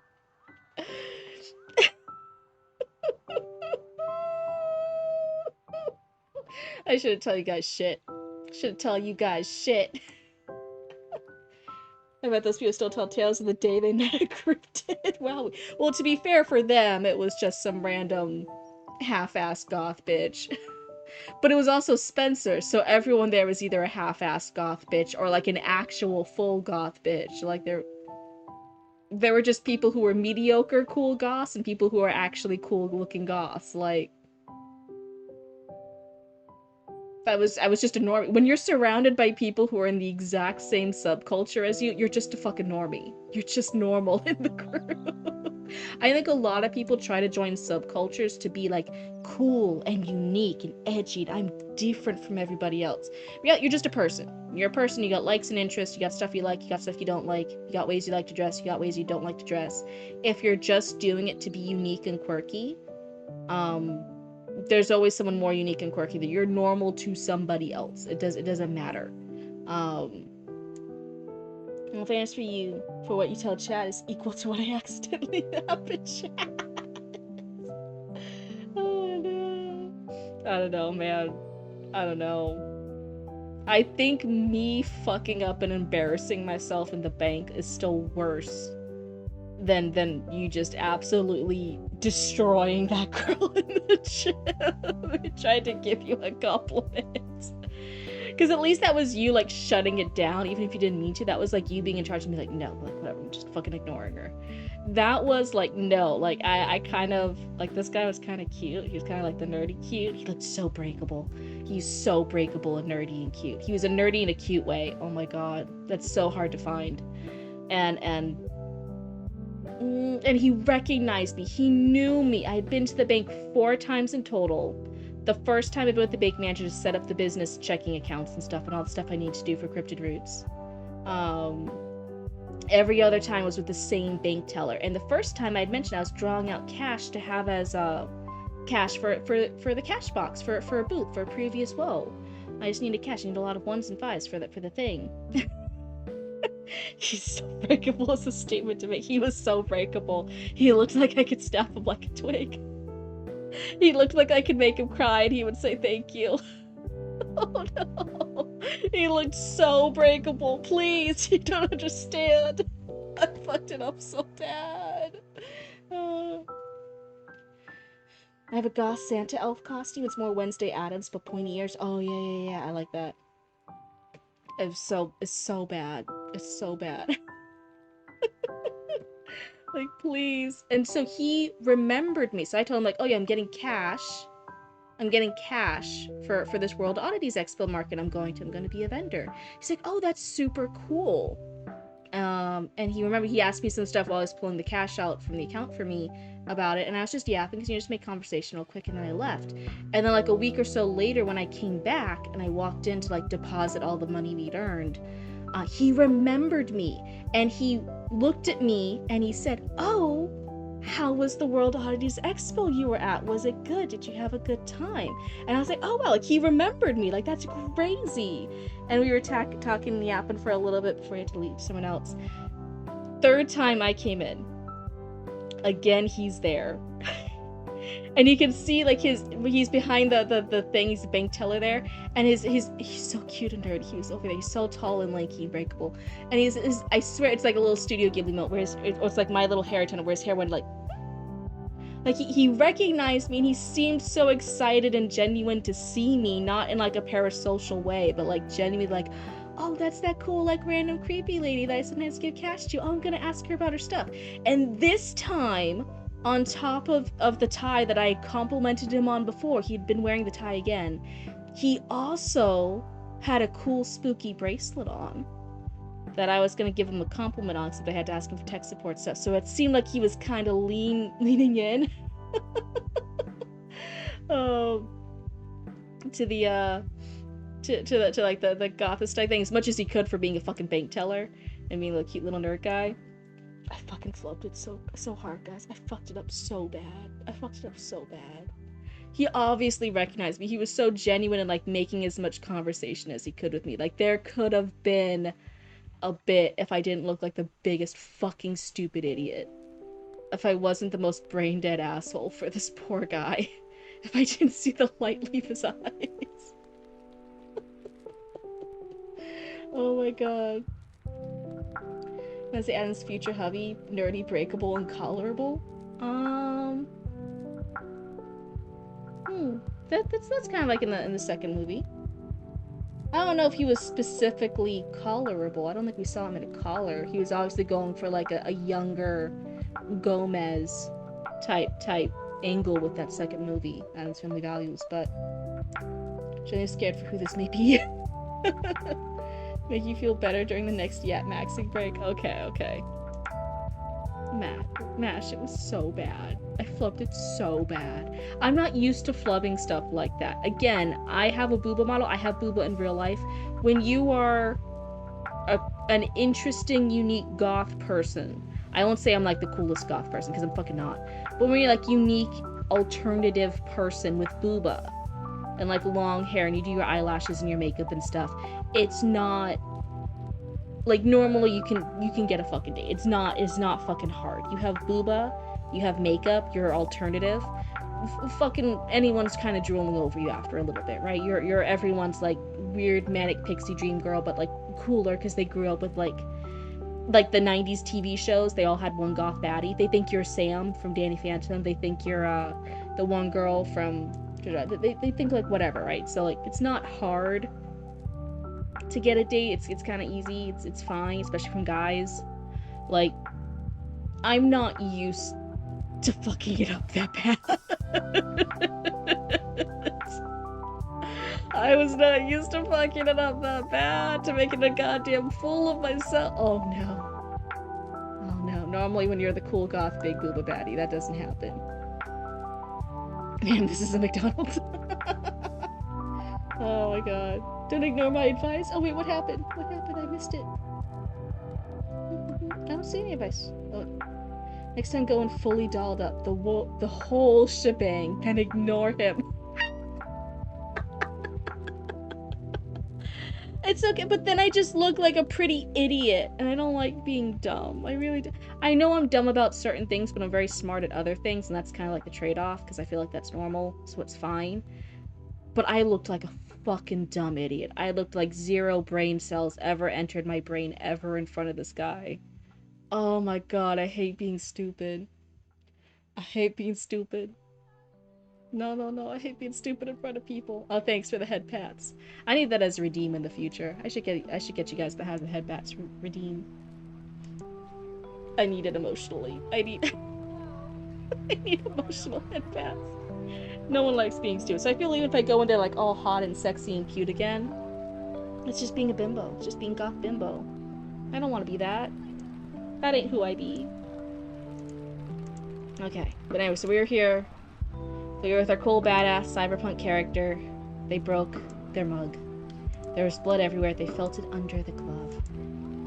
Sam Shigo. Yes, Shigo's another iconic one.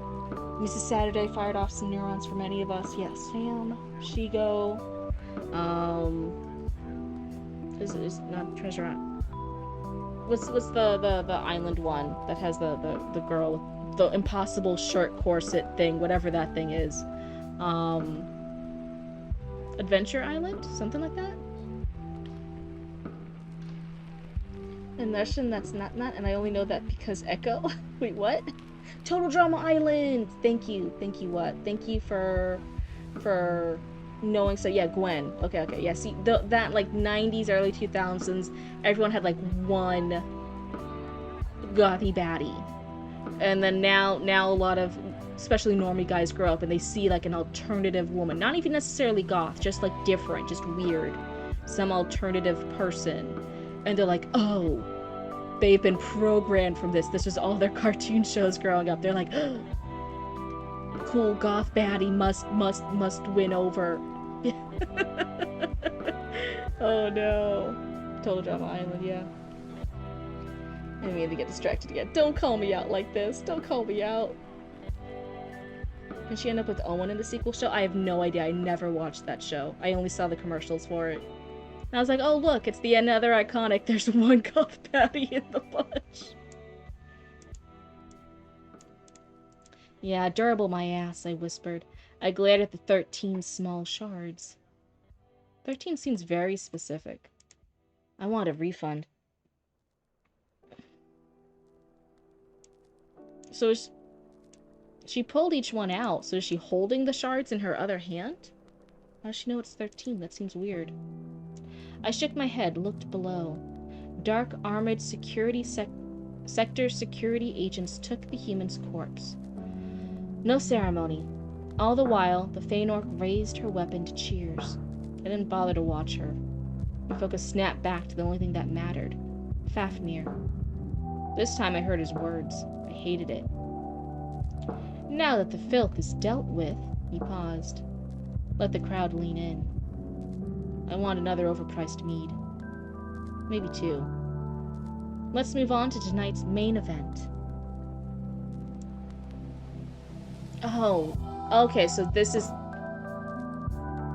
the money shards. But then it's right after pulling out the shards in the container. Okay, so that is a little bit, since it's so close. Is there a better way to define it? Could maybe this one be rephrased so that way the shards is only used for currency and not for the shattered pieces of the cup? Something about that. Slivers? That could be a good way. Slivers of glass. That's a good idea. That's a good idea. Pull each sliver out one by one. I snorted. Main event meant either more blood or more death. Probably both. A horrible screeching filled the air. Metal scraping metal. It drowned out the crowd. The arena floor shifted. Sand spilled deeper into the arena. A circular hatch split open at the center. Something hissed up from below. Several somethings. Large, most likely. Maybe reptilian. So sometimes it's her talking about things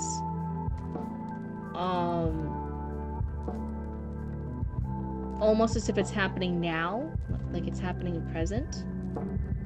And then other times it's like you said, like she's recounting it. She already knows stuff. This has happened before and she's giving the tale now.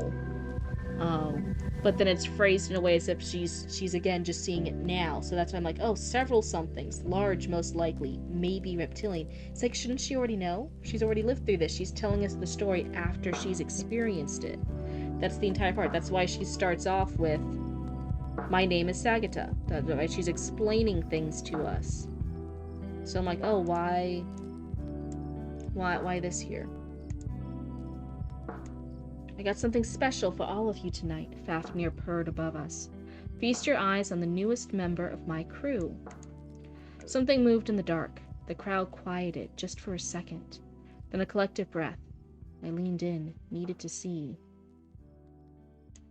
A beast rose into the blood pit. Huge, nearly reaching the top rows. Coiled muscle and scale. 9 eely heads on one snaky body. Venomous eyes darted toward every spectator.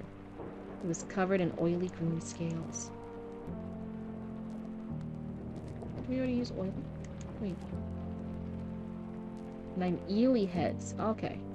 But not oily. Got it. This thing was gorgeous in the worst way. A hydra? I muttered. No one in the galaxy was stupid enough to tame one. Even the Corsair captains knew better.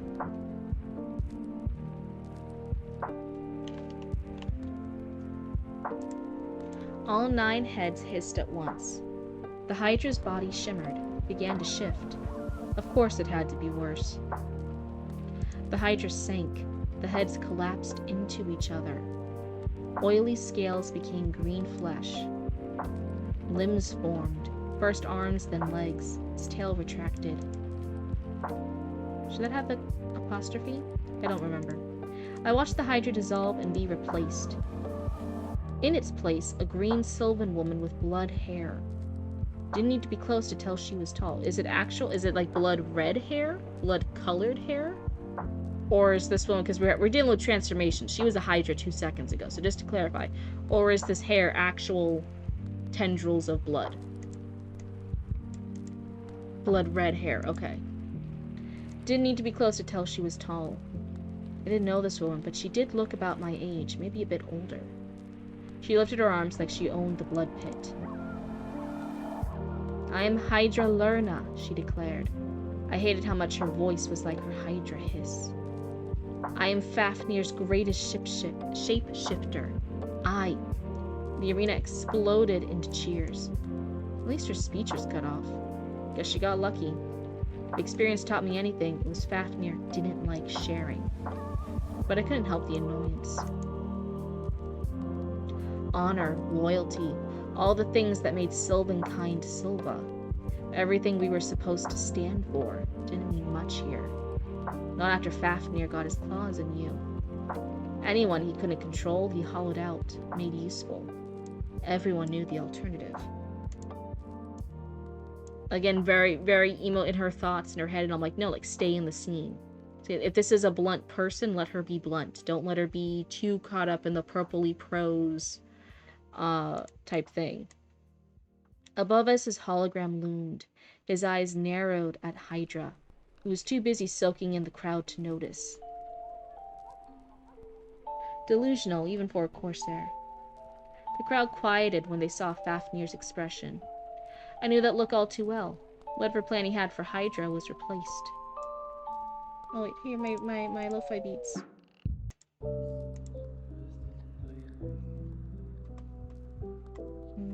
I want to finish it? It's another 2.5 pages. If I was gonna stop, I probably should have stopped earlier.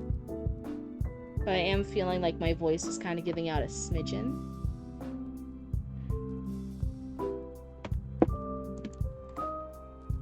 I will say, we obviously have Hydras in this world.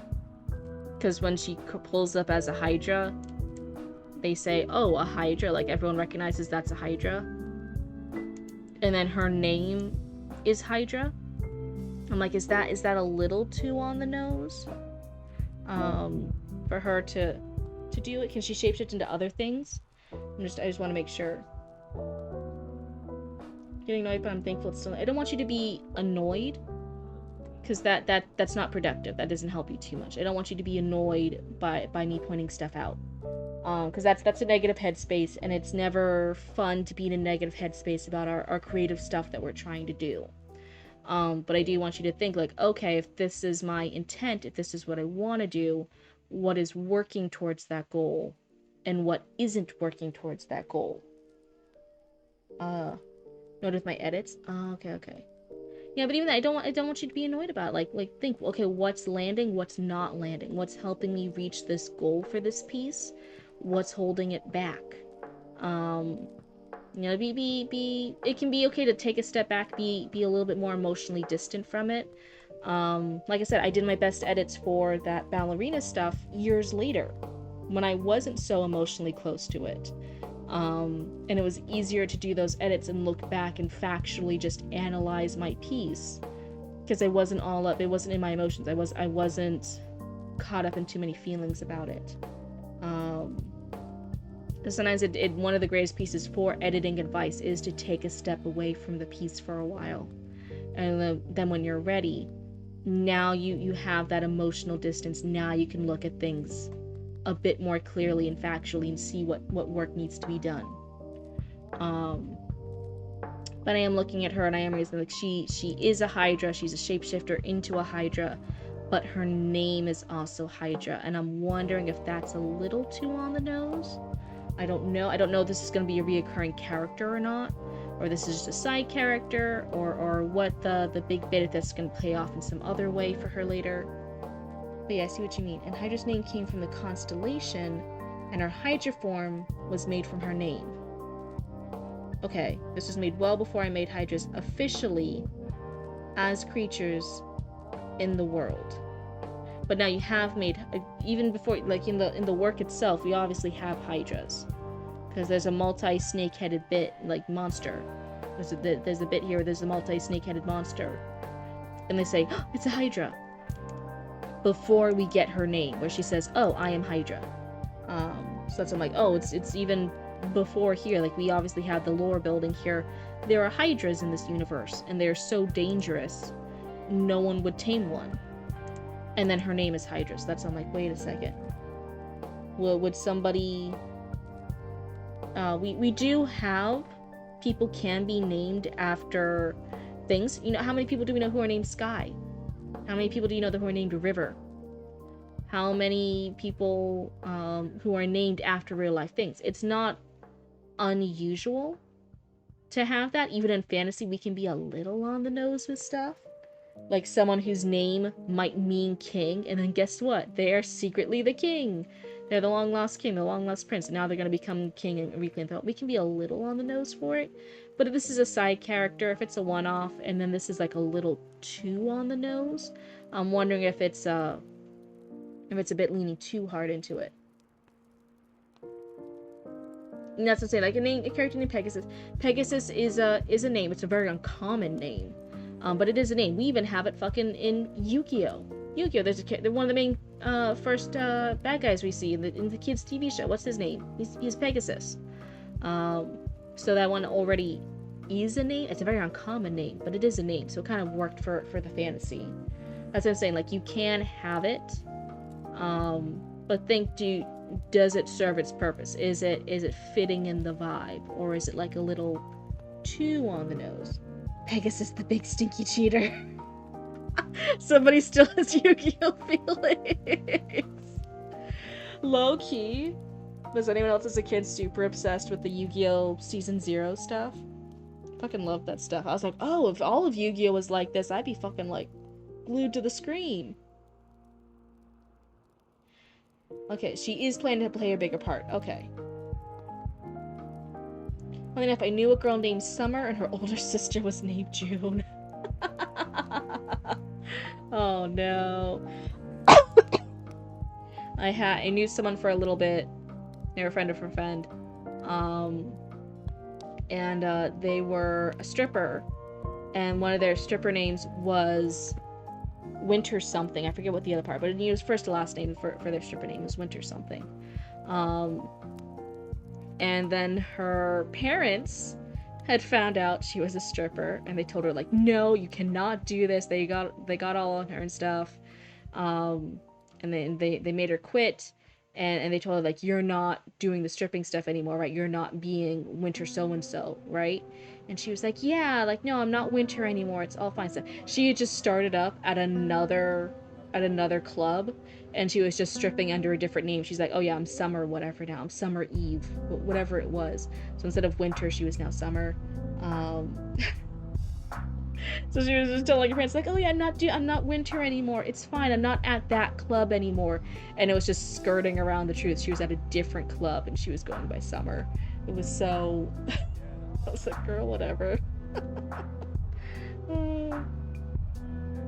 And he was involved in all those random life or death games. Yeah, when he was like low-key, like way darker, when it was like way edgier, when like the Yama Yugi was more like a demon that possessed him kind of thing, and he was just in all the crazy shit. That was like so... That was such a vibe. That was such a bop. Oh my god.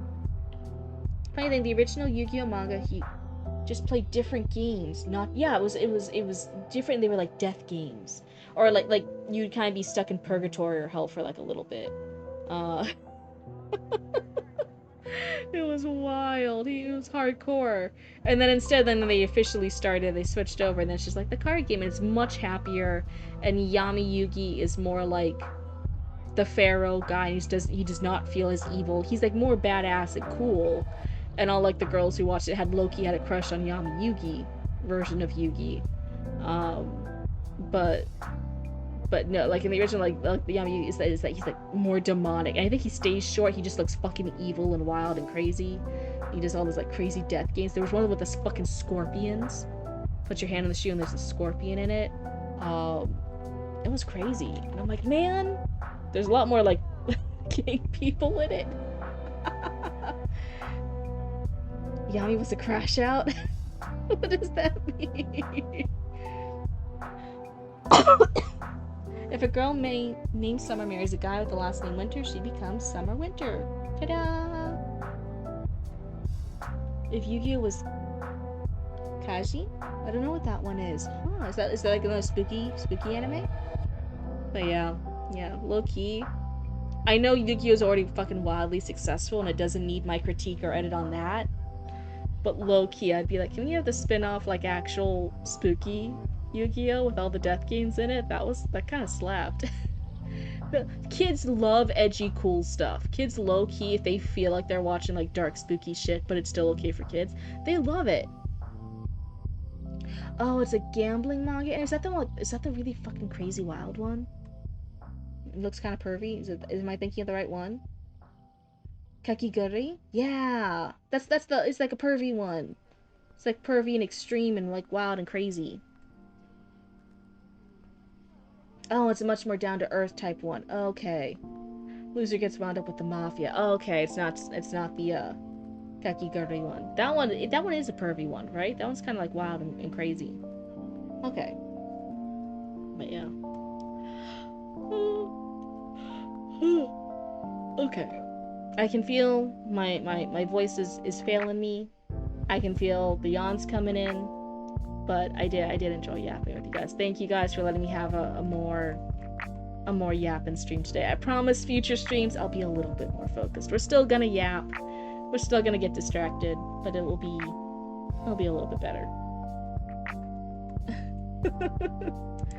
Yes and no on the pervy, but crazy is correct. Okay. Yeah, I was like, yeah, it's like a wild and crazy one, right? Yeah. Oh. A manga you read a long time ago that you don't think ever got an anime was Gamblefish? Oh wow. Why do you know all the Gamble ones?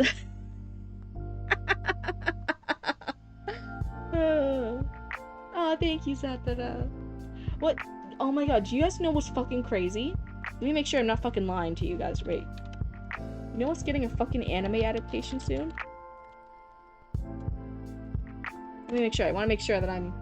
Yeah, it's coming in 2027. I'm gonna say it wrong, and I fucking admit it, but I also don't care. You know what's getting a fucking anime adaptation? You know what's fucking Dengaki Daisy. Do you guys know what I'm talking about? This is not a new manga. This is something Cryptid grew up with in fucking probably middle school or high school. I forget which. This is not a new now it's getting an anime adaptation. Now? And I'm over here and I'm like, ooh, wait, it was okay for us like back then when like we didn't have a lot of options and like we didn't fucking know any better, but like now a high school girl who's underage high school girl who's going with like a young adult guy who's knew her brother and stuff, has kind of seen her grow up, who's also the janitor, who's also her anonymous BFF on her phone, who's also like gonna protect herself. I don't know how's that gonna be received. How's that gonna be received now with this modern day audience, you know, that's a little bit more self-aware? How's that gonna come across now? Oh. Netflix has a live action American version called Bet? Oh. Has the guy stuff actually started? Did I read that part? The human died, and Hydra's now here. I think so. You were trying to send a story and I kept getting a fail to send error. But I'll share it at the server. Oh no, Mash, I'm so sorry. Hi, Mike. It's good to see you. Oh my god. Yeah. So if anyone doesn't know, I was poking my. So we did one of their games. We did Nihil by Mike Starro, and I loved a lot of the artwork in it. And I actually reached out. I was like DMing them. I'm like, psst, hey, after World Oddities Expo, I actually want to do a cool piece inspired by some of the artwork in Nihil. Would that be okay? And they actually said yes. So now that I'm back from World Oddities Expo, I'm actually really excited to get started on that. Did I tell you what the project was? I don't think I have yet, because we just got back. Dude's got yaoi hands. He absolutely 100% does. Sorry, not... Dengaki Daisy. Yeah, Dengaki Daisy absolutely's got the yaoi hands. Mostly perplexed with old school Ghost in the Shell, getting the overblown animation now. Hopefully Akira will get the same treatment. Okay. So you can show on stream. We're talking about Dengaki Daisy. We're talking about a manga that's getting an anime adaptation.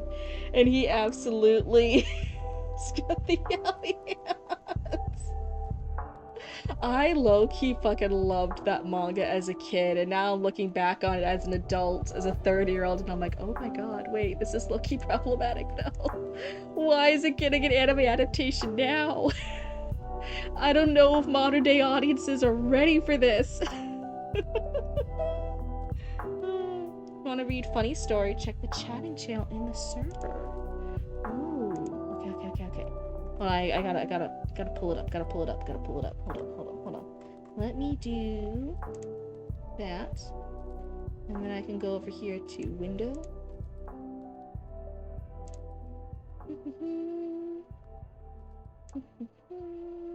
That kind of shows it. Yeah. I don't need to be fully on screen. Who needs to see a blue? It's fine. I'll just be here in the corner. But yeah, one of the scenes is the for Nihil is the cave. It's the cave of teeth and mouths. And I was thinking of doing, this is kind of spoiling too much. I'm gonna feel so bad if I can't pull it off. And I've already like told you guys what it is, because then you guys will realize I can't pull it off. I want to do a cool hood, a hooded top piece. And inside the hood is the cave. It's gonna be a black piece, and it's the inside of the hood's like the cave. And I'm going to embroider all of the teeth and the smiles from the cave inside the hood, so that kind of recreates that scene, that art piece. And then I want to make like a cool underbust band, and I want to embroider the band, kind of like, you know how like tops they'll have embroidered stuff like Gucci, and they'll like have the name across it. I want it to have Nihil all across it, so it's like an embroidered band that says Nihil. And I want the inside the hood to be a recreation of that cave. Anyway, that's some of the ideas I'm tossing around for a Nihil inspired stuff. So I was trying to share on stream. The great fumble of oh wait, we're hearing the fumble. Okay. Baby raccoon, cover your ears, baby raccoon. Get out here. You don't need to hear this. This is, we're grown-ups talking. The grown-ups are talking. Hold on. There we go. So I was trying to share on stream. The great fumble of MASH. I knew this one girl from my middle school when I used to live in the tropics. And I'd recently moved back stateside because my father got stationed at the naval base in our state. Day 1 of high school, I see her. And I noticed her and call her out like, yo, long time. A couple months pass by, I get her Kik ID. And we start messaging there and chatting every day. Then come Christmas of this year. She goes on this long talk about someone she genuinely liked during middle school. And then confesses to me, and I think of myself as a side character in my head, so I never really think that it's directed towards me, and I respond with, oh, whoever this MASH is super lucky.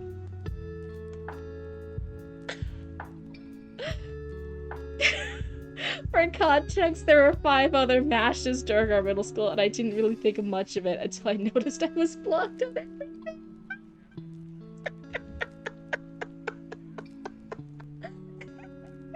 Okay, I get it, like, in real life, like, whatever the username is, it's like a super common, if it's like Sam, if it's like Steve, if it's like Dean or whatever, like, whatever the name is.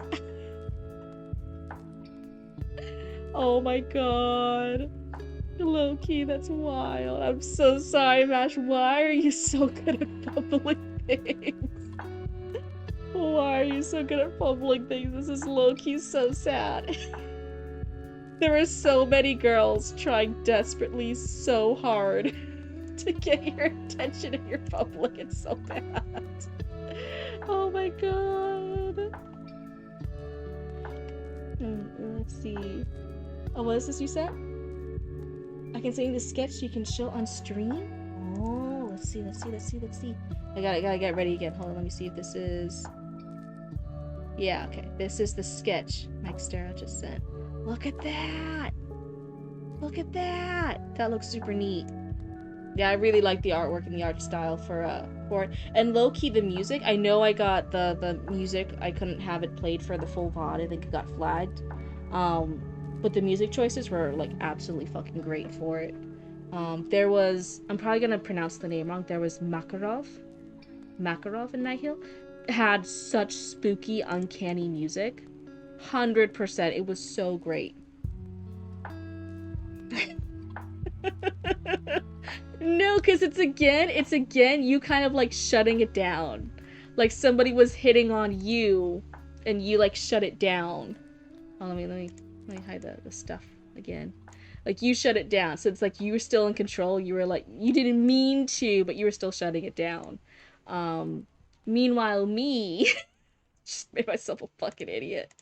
Made myself a goddamn fucking idiot. Fucking stupid. Yeah, it's because we were talking grown stuff. Now he can come back. Makarov literally scared the shit out of you? Yeah, Makarov was creepy. Didn't your choice get you killed? Yeah, you chose the bad ending first. Me too, a friend of mine in the writing channel. Oh, that's so sweet. Means you did your job right. Yeah, Makarov. I know I'm probably saying it wrong, but oh my god, Makarov was so uncanny and creepy. It was so great. So uncanny and creepy in like in a good way, as in like you nailed it. Like it was so uncanny. The music choice made him even more uncanny. Everything worked so well in that scenes where Makarov was in to make you uncomfortable. It was great. I was screaming when he chose the bed.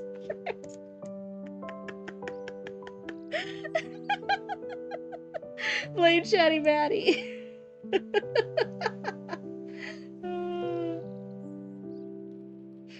I showed the pic to my friend, and they want to see the second part, but you made it a cliffhanger? Dear God, look at this. Zoe being evil? Zoe evil? Our Zoe evil and ending things on a cliffhanger? Like an evil person? Oh my god, say it ain't so. How could you? Oh my god. Yeah, that was so funny though. It's still look at the artwork and I'm like teehee. So yeah, I had to one, after stream is over and I upload stuff, I had to take a picture of the skirt I was working on to show to you guys. And then two, I'll eventually share sketches with you guys for the cool Nihil inspired. It's gonna be like a hooded crop top type thing.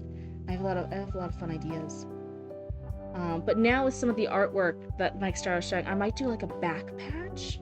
Should I do a back patch on it? Because I want the inside of the hood to be like the cave, with the teeth in it. Maybe the back could have a back patch of the character. And then again, I want the embroidered band that just says Nihil, like it's a brand name. Nihil, all over it. I think it would look super cool. Let's see. Makarov. It's probably more right way to pronounce it. Okay, so you're saying, so it's not it's Makarov? Makarov? Is that how you say it? Let's see. You can say that? Yeah, I think you've done like a couple games, right? I know we did Nihil, but I think you have more games. How many bones do I need to send you for this? I have an owl trying. Wait for what?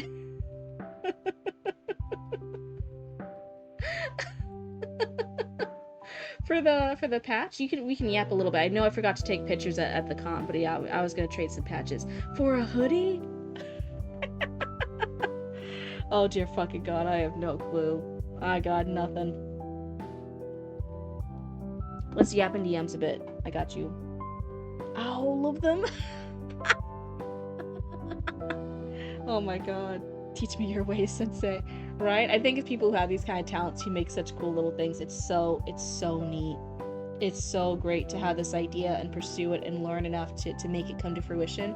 I've appreciated so many more parts of the animation pipeline, how animation gets made, as I was researching and studying things for the animation industry.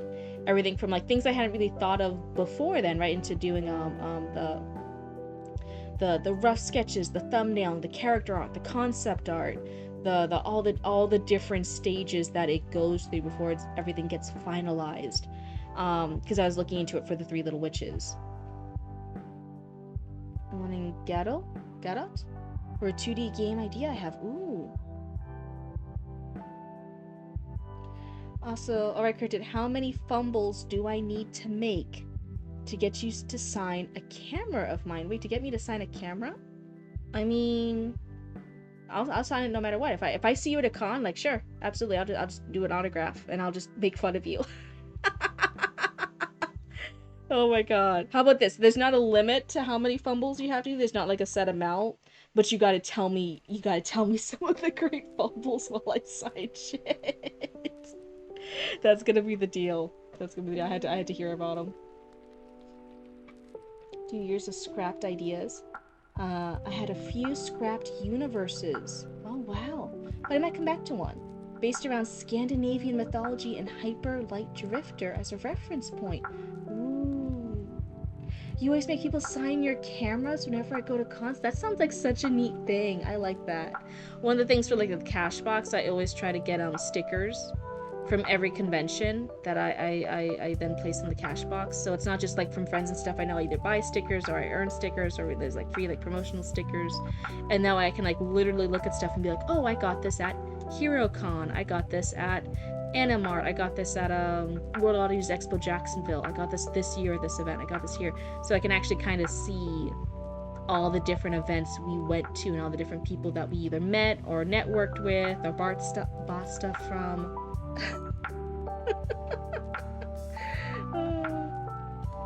Mary Rose Miss. Whenever I get an idea for the story, I may submit. So right now the story's meteor crash and people have powers. Ooh, good starting point. Good starting point. Hyper Light Drifter is a good game to draw from. I haven't heard of this. Hyper Light Drifter. Let's see. Hyper Light Drifter. Oh wow. Okay. Okay. This kind of, I like this. This has a vibe. It has its own aesthetic. It's a pop. I see it. I see what it's going for. Got it. It's so colorful, so I'm almost like surprised. I'm like, oh yeah. You have a similar pixel art style, but yeah, you're definitely more monochromatic versus we're doing some high contrast colors over there. So it is interesting to realize that you for artists that you pull specific things when you're inspired by things. It's not like everything's inspired by, it's like, oh yeah, the art style, the line work, the composition is inspired by certain things. You almost snapped at someone over Scandinavian mythology yesterday. I almost lost it on one of our booth buddies at this past WoW. And again, I love meeting and networking and connecting with other vendors, the other artists there at any events we do. I'm always nice. I'm always sharing drinks. I'm sharing snacks. I'm watching booths for them if they have to go to the bathroom because they don't always have a booth buddy. I genuinely think it's so important not just to connect with your customers, but to connect with other vendors and artists and artisans that you meet when you're doing these conventions and markets and all the other stuff. And I've met great friends, and they have absolutely saved my butt, and I've saved their butt by doing that, by making those. No, not sharing like the same drinks. Like I'll bring like a pack. I'll bring a goddamn like 8-pack of like Gatorade, and I'll bring extra water bottles, and they'll be there and they'll be thirsty, and I'm like, hey, do you want a water bottle? We have a cooler underneath our table. Do you want a water bottle? Because the convention's charging, like $5 for a water bottle. Do you just want a free cold water? And they're like, oh my god, yeah. And I'm like, we'll give them a water. Gotta go. Bye, Mike. It was great hearing from you. I'm excited. I'm excited to be working on that piece soon. Sharing drinks. Ew, cooties. Right now, I don't actually share drinks with like random strangers. No. I do. Some people actually think it's like cooties if you have like a partner. Like if you were like, for me, I was fully engaged with someone. I think it's okay to share drinks with like your partner, like your romantic life partner. Like yeah, like you're already exchanging normally so many other fluids with that person. I'm like, I don't care about sharing a drink with that person. Like whatever, I'm gonna make out with tongue with them later. I can share a drink with them. It doesn't matter. Some people get really grossed out about that though. You'd said Odin was pretty much Mercury and beyond superficial appearances and the ability to shapeshift. I was like, the fuck he is. But anyway, what was I saying? So yeah, I normally, like, again, we have extra drinks, we have extra snacks, we have extra water bottles, we have all this extra stuff. I like networking, I like giving follows, I like connecting with, I like sharing information about other markets and vending events. I like sharing details. I don't like gatekeeping. I think other vendors and artists are co-workers in a creative space, and that you should respect and be nice to co-workers and be helpful. I don't think they're competition. I think it's all fine. I've had great relationship with vendors and artist friends for years and through multiple markets, and some of them actually become like real life friends I talk to outside of markets. It's great. This whoa. I almost McFucking lost it. I was gonna fucking snap. I was gonna rage and bitch. I was losing it. I'll admit it. I was so close to snapping. From one of the people that we were sharing a side with. We had a corner booth.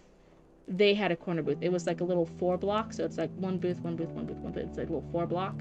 So technically every single booth in that 4 block is a corner booth, quote unquote, because it's not like an aisle. So you have like 2 sides that are open up for people to talk, to walk by and buy stuff. It's and that's fine. And for anyone who doesn't know, because a lot of you won't, right?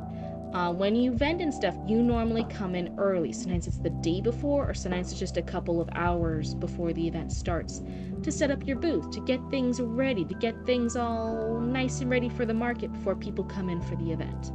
And normally that time can be pretty messy, right? People will be moving tables around, getting stuff ready, putting up backdrops, putting up their stuff. Their bags and stuff and totes might be like in the aisle because they're setting up the stuff in the booth space. And then when everything's done and the tables are set up, then they take those empty bags and containers and stuff and put them underneath the tables, underneath the tablecloths. It's a little bit chaotic for those couple hours because you got to get stuff done. That's totally normal. It's happened in all markets, Ren fairs, Comic Cons, oddities markets like this. It happens in all those things. It's a couple hours of chaos. And you're trying to be as polite and in your own zone as you can be, and then everything's fine. Then people come in. It's all good.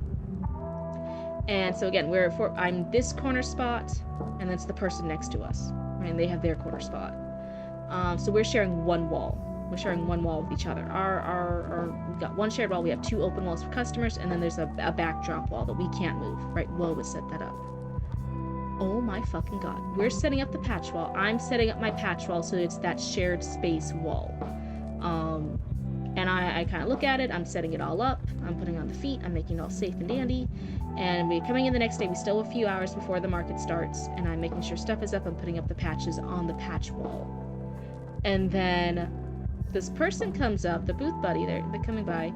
And they're like, oh, hey, and they like talk for a lot without getting to the point, but I know it's something about the patch wall. So I'm like, oh, wait, did you lock yourself in? Are you not open on the other side? So you need this one to escape in order to get out of your booth and go to the bathroom? I can move it a bit. I can move it more into my side. Like that's all good. I don't want to trap you guys. And they're like, no. And I'm like, oh, what's wrong with the patch wall then? A lot of back and forth, a lot of mumbling and talking back and forth. They reveal, I guess our patch wall, they show where the mark is on the floor, where the 10 by 10 spot ends. And I'm like, oh, wait, I'm looking at it. And like, yeah, like I look at it. And I think when I see the line of like the imaginary line from where that mark is to like the end of the space, because again, it's not fully mapped out. It looks to me like the patch wall's on my side of the 10 by 10 space. It does not look like I'm encroaching on their space, to my eyes. Now, are your eyeballs up for debate? Can I have misinterpreted stuff? Absolutely. 100% do. So I say, oh, I'm so sorry. It looks like I'm in my space to me. But yeah, maybe do you want me to move it a little bit? I can be more on my side. And they're like, yeah, we want the 10 by 10 space. And I'm like, yeah, no problem. So I move my patch wall more into our side of our 10 by 10 spot. Not a bad thing. Not at all for them to be thinking that I was in their spot and to mention it to me and communicate that. And then I can fix it. That way I'm not stepping on their toes and everything's good. That is fine. When you have an issue, communicate it and it can be fixed and it's all good.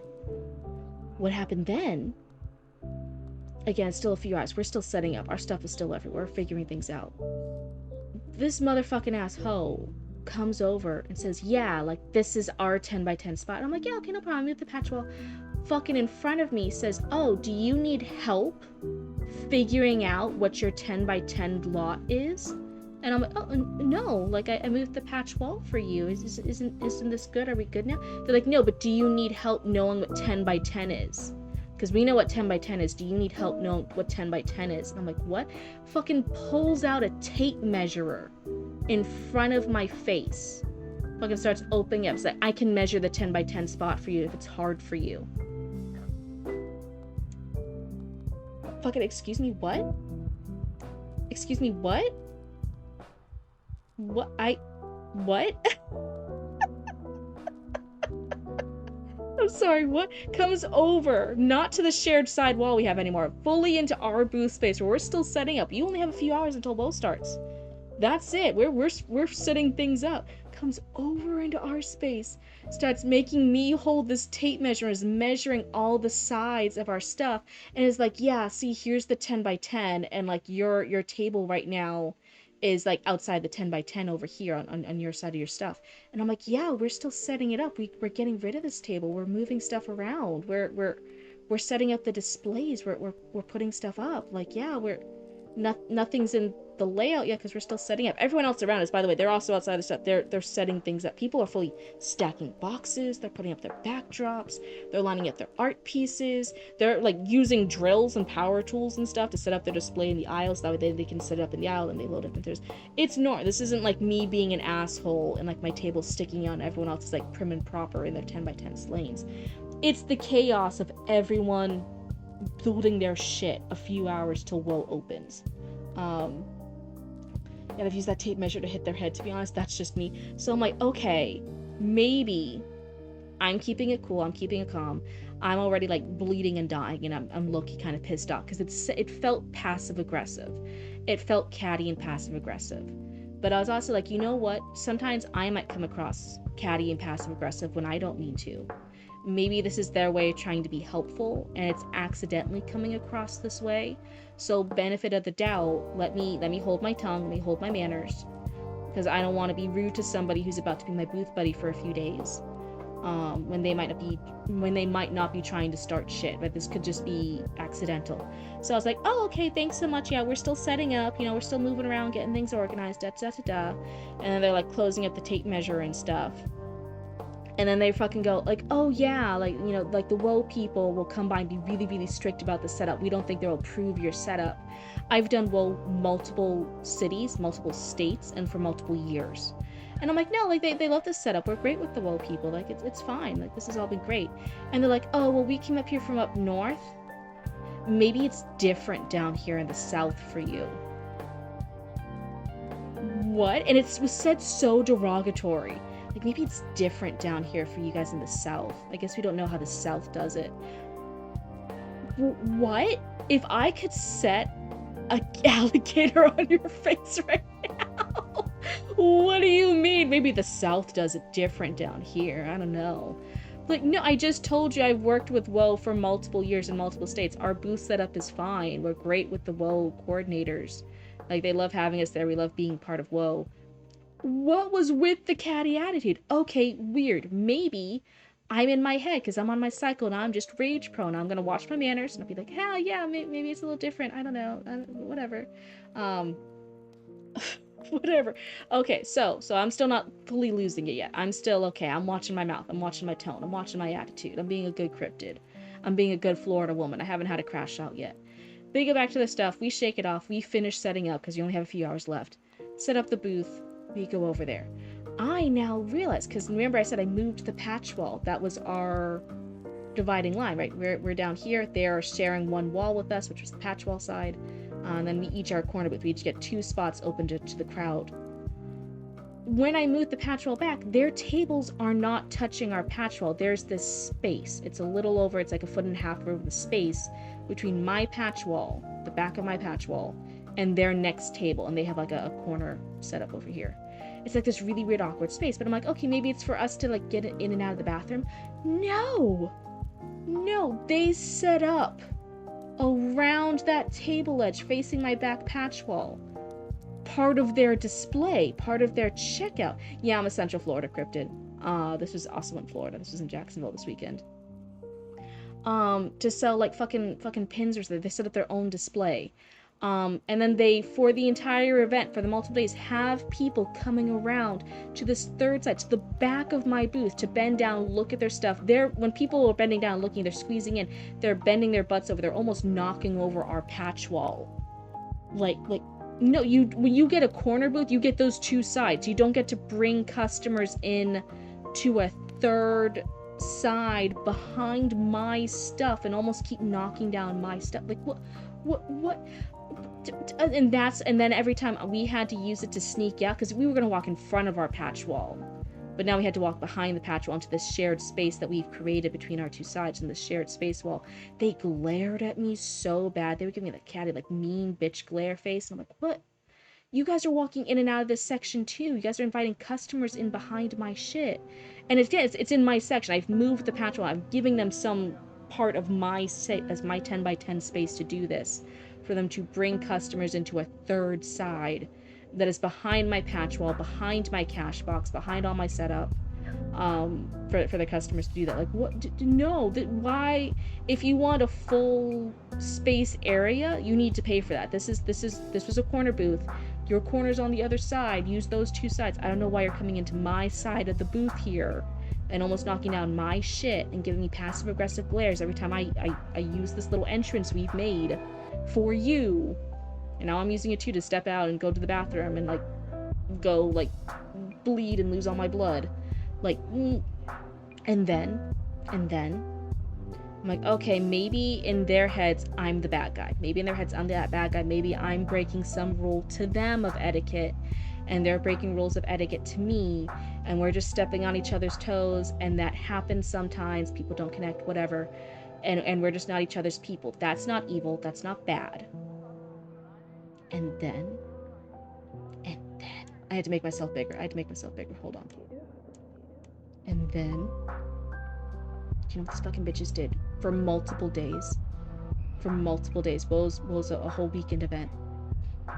These bitches and hoes were there. It was a group. It was two of them. It was two buddies in their booth. Had these loud ass noisemakers, and every time they had customers, they weren't being loud and noisy and like aggressive or whatever. But whenever they didn't have customers at their booth, but someone else like me right next to them, when someone like me had customers and they didn't, they were doing the loud ass scream. It was like the skeleton hand thing that you just clap and it goes like loud ass loud thing. They were just stomping and like shaking each other out and smacking each other with, and making all these crazy noises and giggling up and smacking each other with this loud hand, skeleton hand thing. And then the other one had the loud shrieking musical note thing. It's very part of like the Miku culture. What's it called? Roots knew what it was called. I forget what it's called. It looks like a musical note. It's this little screaming guy thing. You blow into it and it makes a high-pitched shriek noise. They were the loudest people at a market that was playing death metal and had live shows of crazy circus stunts. Maybe it's was it a death whistle? Is that what it's called for Miku? No, it wasn't an actual death whistle. No. It looks like a musical note. It looks like a musical note guy with a face. He's got a face. You know what I mean? Not an Aztec death whistle. No, it's like the like Miku anime people use it. Automatone? Let me see. Automatone? Yes, that guy. Mash got it. This, hold on. No, let me bring it over. This guy. Oh my fucking god. But it was a really, really loud one. It was a really fucking loud one. Yeah, you see what I mean? Like, there's Miku ones. There's these Miku ones. Up on the Miku culture. They have a little face and they look like a music note and they make this loud shriek noise. Oh my god. So it was the loud slappy skeleton hand they were slapping each other with, and then it was this. Just shrieking all the time whenever they didn't have customers at their booth. It was so loud. I'm so serious. This is an alternative market. There's death metal playing. There's rock versions of stuff. They were the loudest people in the market because they just kept doing this and like distracting, giving people like a migraine and stuff. I'm already like dying because of my cycle and I have endometriosis, and I'm like, what the fuck? I was so annoyed. I'm like, why? They were shrieking, they were laughing, they were hitting each other with the stuff, they were playing that, they were playing the smacking hand thing that was so loud. They were making all these noise stuff. And then they were like daring to look at me passive aggressively, and I'm like, I haven't done shit to you. I haven't done shit to your customers. I haven't done shit to your business. I haven't done shit. You are bothering everyone in the area around you, because there were like other booth people, like again behind us, across from us. They were in like 4x4 sections, giving you the stink eye. Like, why are you doing this? What is going on? Are you guys 12? Can you guys not control yourself in public? I don't understand. It literally made me feel like, do I need to call your mother to like make you guys behave? I don't understand. Where is there a disconnect here? Why don't you know how to behave in public and use like your inside voices and your inside stuff like this? What? Annoying friend in public. Like annoying friends as much as the next person does, but not to random people. It was so bad. It was so bad. So many like other people that were across from us and behind us and stuff were like, oh my god, what is that? When you are in a convention and death metal is regularly being played, and the most annoying noise person is not the death metal on the speakers being blasted so you can hardly hear your customers, but the actual two annoying shits behind you who were already giving you sass and attitude and bringing out fucking tape measurers for your booth that had nothing to do with them. What? I was dying. I was on so much medication. I was bleeding. I was struggling not to go hide underneath my table to die. And you guys are gonna be these annoying ass shits behind me.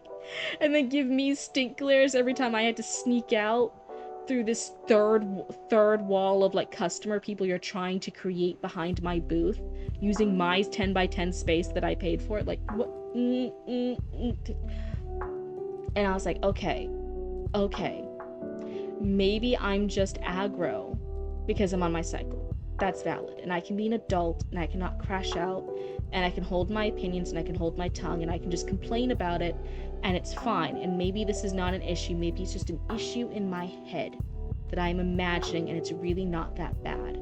And then as we were leaving and I was dying and I was on my final doses of medicine on the car ride back from Woe, Mama Cryptid was there, who hadn't spoken up shit about this the whole time.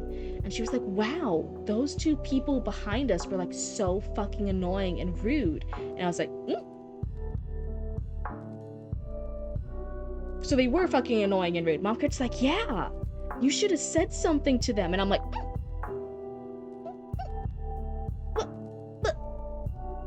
I thought, why didn't you tell me that earlier? I would have said something to them. You're always telling me I'm being way too bitchy and mean and passive aggressive and too confrontational. So I was trying so hard to be nice and polite and not let my bitch ass attitude come out. And now when I didn't let my bitch ass attitude come out, you're over here being like, man, you really should have said something to them, Cryptid. They were being really rude. Say that after the event's over, after we're already leaving. I'm like, yeah, okay, Mama Cryptid, fuck you. And call me next time so I can crack them. I'll take the ban hit for you. No, genuinely, I don't think anyone ever wants to be banned from Woe. Woe is a great market if you guys ever get to do it. It is a ticketed one, you do have to pay for it. But like low-key, it's like one of that and Goblin Market down here are some of like the best events I've been to. They're so fun. I think Woe, for like cool, spooky alternative stuff, has better shows than Goblin Market does. I will say that. I actually think out of the two, if you're into that aesthetic, if you're into that niche, I think Woe's them better. I don't know anyone who would actually want to be banned from Woe. It's so great. Cries an isolated Montana census designated area. Oh my god. Yeah, it's such a fun thing. There's so many cool shows they do. So it's a market, so it's mostly marketplace, but they also have classes and demos, and then also shows. So every couple hours, it's well, I think it's every hour. There's one of the different shows. There's also classes you sign up for, like taxidermy classes, intro to insect pinning, intro to different stuff. There's like all these cool classes you sign up for, and then there's also the shows. Some of the shows have been contortionists. Some of them have been glass walkers, where like they walk on like the broken glass. Some of them have been cool things. You like traveling, so sooner or later I'll be on the East Coast. Fucking bet. Let's do it. I could just casually leave a milk snake in his booth. It'll clear them right out so people can never tell if it's a coral snake. Yeah, see?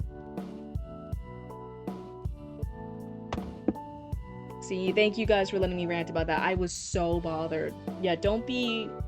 If you're going into an art market, if you're going into a scene, if you're joining a community, don't be passive-aggressive and bitchy to other people. That's not fun.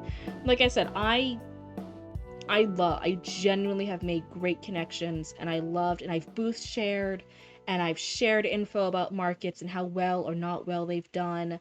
Other people have saved me from bad markets and bad investments. I've given free, but I actually have given free spots to other people because I really liked their artwork and I thought they would do good, and I wanted to help them in their careers and stuff. I'm like, for free, just come take a spot of my booth, come take half my booth. I really think you would do good here. Try selling your stuff, see if you can do it.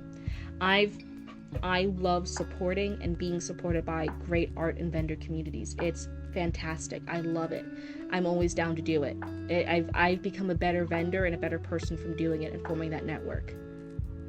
I think this is the first one I've legitimately been like pissed off because it was just constant. And again, like we didn't say anything. We didn't say anything to each other for the rest of the market after that initial pulling out the tape measure and doing all that passive aggressive shit. Like, oh, maybe that's not how the South does it then. Maybe you don't know.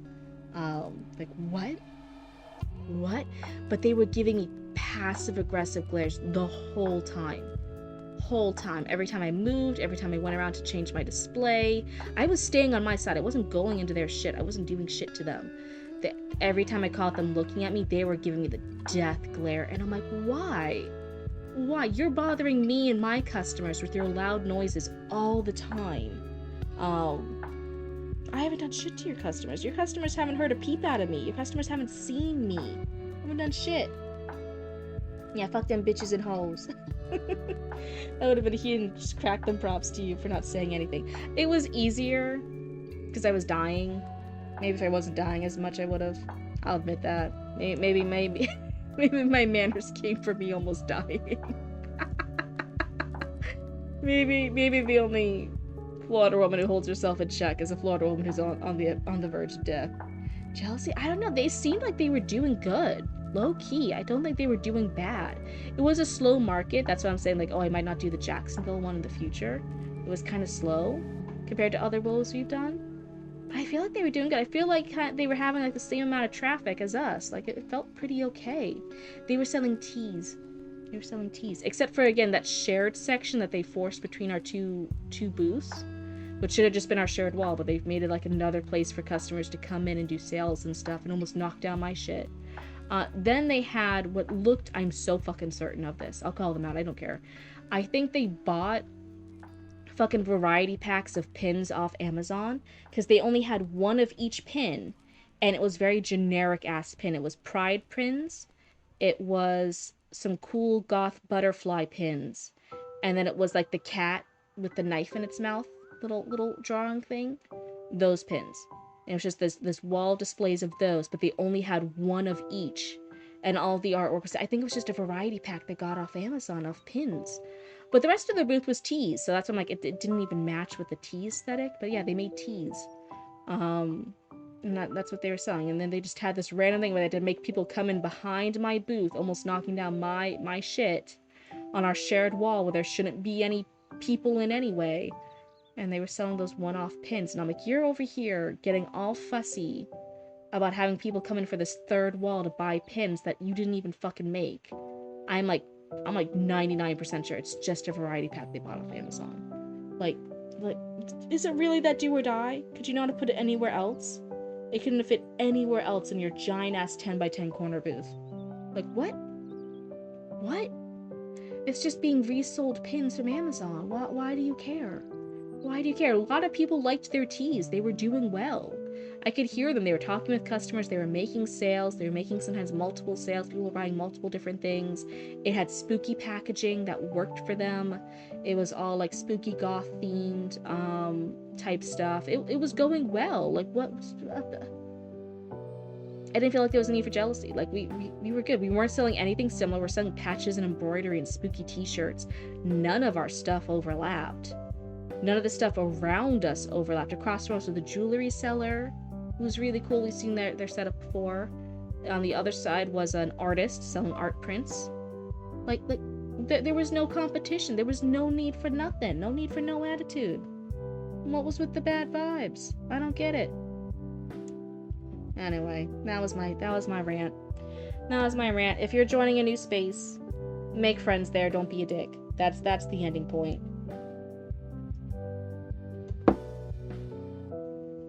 Some people, yeah, right.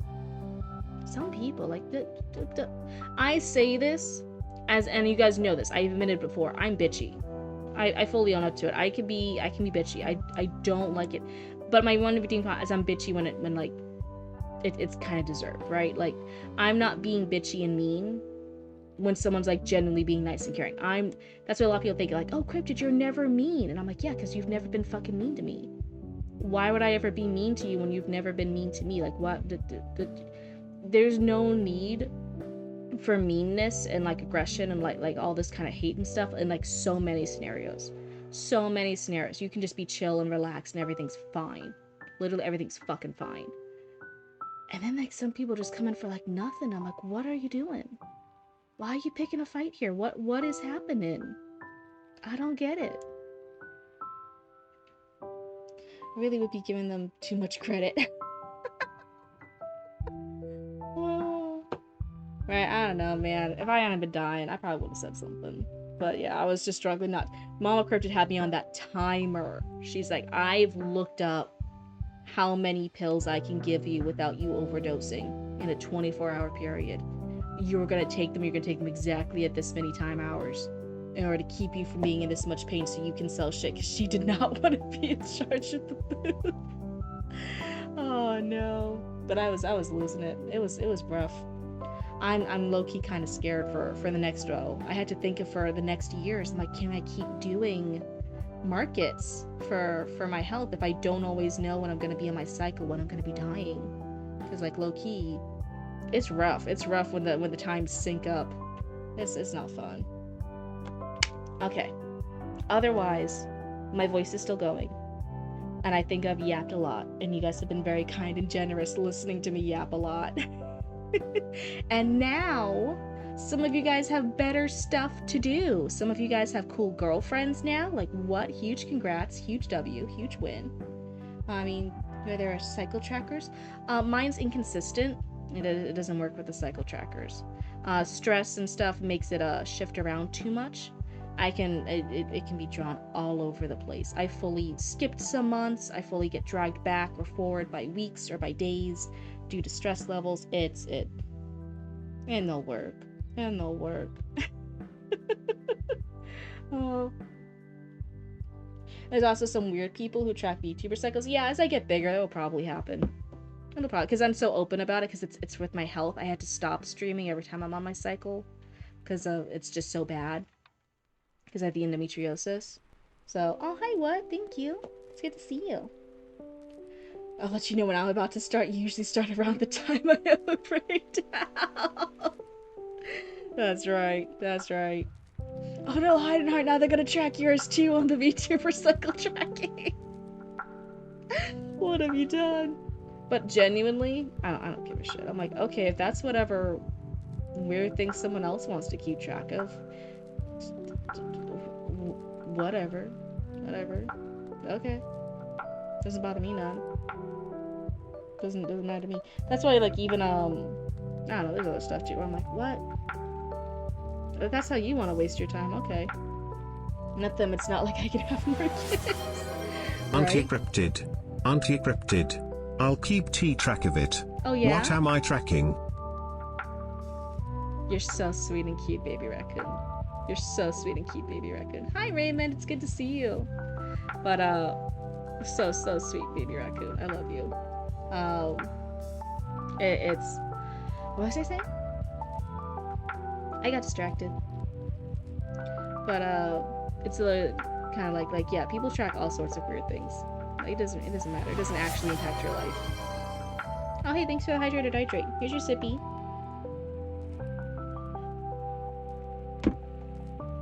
And otherwise, I think I'm gonna call it a night here, because it's about 1:30 a.m. local cryptid time. And I'll see you guys not, I'll see you guys every, I think I'm gonna resume the schedule every other day. I'm not sure if then we'll see you, Mash, since you're going over to Offkai. And that's this weekend, so we might not see you next stream. This was indeed a short 4-hour stream. That's pretty short for us. We only covered one person's reading. We didn't even finish the piece. We did like 4.5, 5 pages. If I pop in. Aw, thank you. Have a good night, critters. Have a good night, Sakura. Didn't you on holiday? It's a short stream. It was just a short stream, Raymond. That's all. Yeah, for bingo back into the shadows. Think of what collabs games you guys want to do. I don't know what you and I saw Penny play Peak again recently with some people. I don't know if you guys are still into Peak. Again, I'm not even good at Peak. You guys kind of carry me low key. I know we haven't played Repo yet. I don't know if those are still fun games or if I'm not like if they're already like no Cryptid. Those are last month's games. That's lame now. We have to think of fun games to play. Penny is on playing Subnautica. Do we want to raid Penny?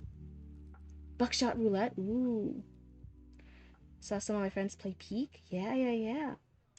I'll be able to play it every now and then. I just stick to my cozy first-person shooter games. Yeah. That's what's cozy to you. Yeah. Hold on. Let me see. Hold on. Channel. Hold on. I'm looking. Penny. BT. Hold on. Yes. Subnautica. Yes. Okay. I got it. Start raid. Let's see. I just wasted a few seconds, right? Anyway, thank you guys for hanging out. Thank you guys for yapping. We're gonna go raid Penny now. Yes. Alright, there's Ghosty.